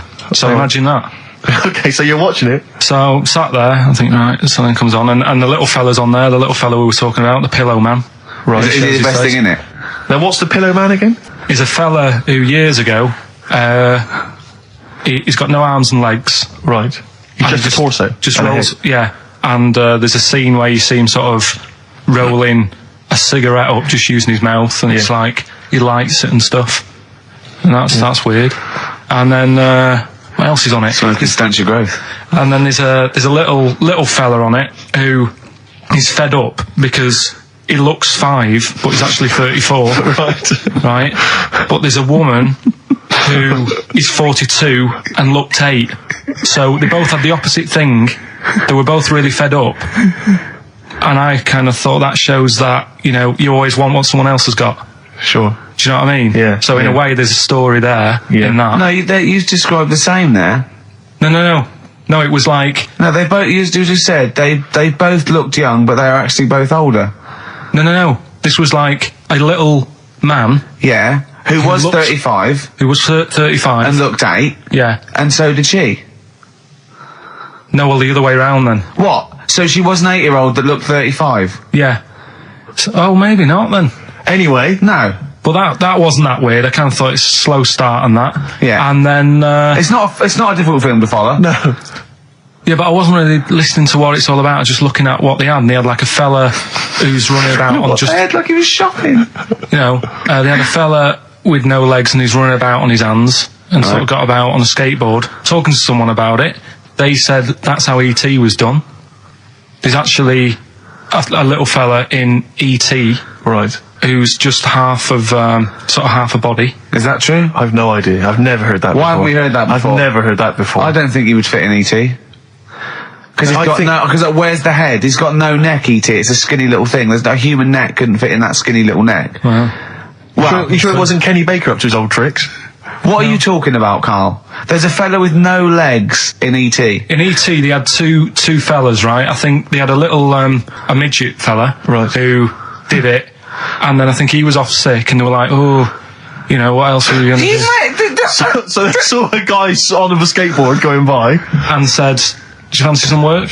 Right. And he's done it. I think someone told me. I mean, it might be wrong. Exactly. Might be wrong. It might be, mightn't it? I mean, you've never been wrong before, so I don't know why you'd be wrong there. else So what's the was it? worst thing in it? Now, it's intriguing to me because here's a film called Freaks, featuring real-life freaks, and you're sort of a bit nonplussed by it. Just because it's built up. If you call a video Freaks, you've got to make sure that there's some good stuff on there. Yeah. What were you disappointed about? Was it that? Because there was a few things on it, right? There was a woman who said she was half man, half woman. And it's like, well, you're not, are you? It was just like she had some makeup on. I thought, well, that's rubbish. And then there was a woman who could eat using her feet.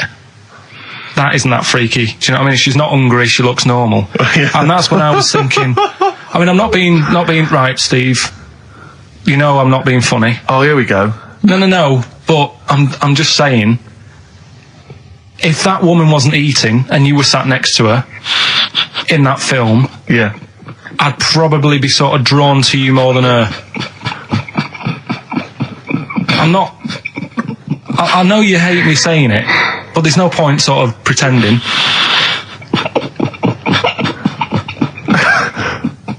Do you know what I mean? Oi, Muttley, what are you sniggering about?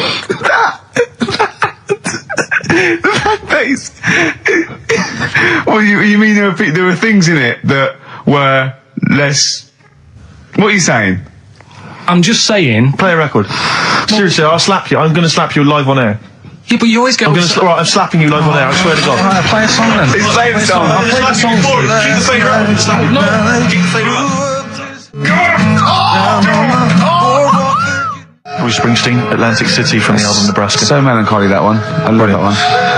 Wow. So Freaks then. All in all, not as amazing as you first hoped. It was built up too much. Do you know what I mean? Really? It's like Is that my fault for getting you excited? I just can't believe it. I hand you this thing on a plate.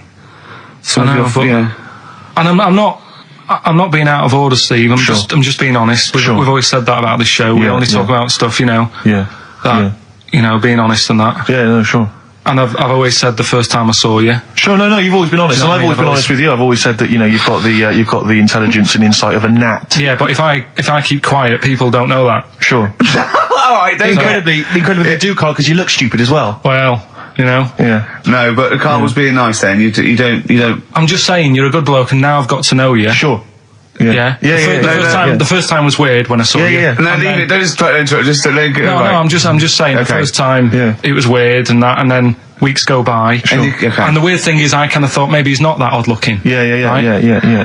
And then you went to LA for 3 weeks. Sure. And when you came back, it was like the first time again. Right. Okay. No, I'm just. Okay. Wait. No. Stop it now. Yeah. Everyone, stop it now. No, but I just think I'm a little bit more consistent because I've always thought you were an idiot. I don't want this. Don't argue. He was just okay. No, I just, you know what I mean? My opinion has never changed. I've always thought you're an idiot. No, it's that's just been all through nice. Let's look. Peace. Shut up, fatso. Peace, not war.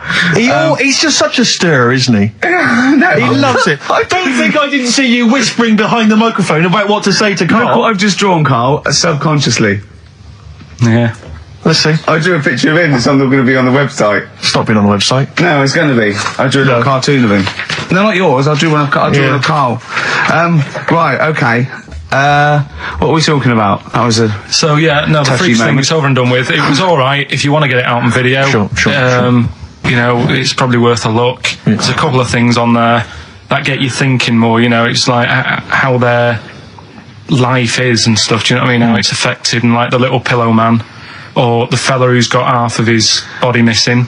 Yeah. You know, it's stuff like that you think, oh. But what's the one that was disappointing? You said it was a half man, half woman. Yeah, I don't quite understand that one. Do you mean hermaphrodite or half? I can't remember it. Do you mean it was one sort of like it had bits of both? It was just like half a face done in makeup and long hair, then on the other side it had it shaved. I love the idea that you go to this circus and there's people in there that have been sort of persecuted all their life, and they think, well, maybe I can make some money, and then you boo them because they're not freakish enough. I love the idea. They go, boo, you're not freakish enough, boo. Oh, you've got bits of legs, boo. Do you know what I mean? Yeah. But there was, I mean, talking about that, you see, why did they join the circus and that? Because there are things they can do. I was telling you in the week that I was reading something on some news website about some sort of Olympic-style games where they're going to see, like, disabled people against able-bodied. Right. Let's be careful here, shall we? No, I'm just saying though. Okay. Do you know what I mean? So there is other things. It doesn't mean just because you haven't got legs you can't do other stuff. Yeah. And in this race, there's like disabled people who are beating able-bodied people. Yeah. I mean, what? Would you go and see that? I don't know. But I mean, it depends. What do you mean? They're beating them? At what? He didn't state what the little races were and that. Little races. He can't help himself, can he? No, little races. Oh look, there's the disabled with their little races. Yeah, they're having another little race. Oh dear. Would you go? Would you go and watch that? Do you remember when Jimmy thought that Paralympics stood for Paraplegic Olympics? The Paralympics? Yeah, it means parallel Olympics. Yeah. He thought it meant paraplegic Olympics. That would be a good site, wouldn't it?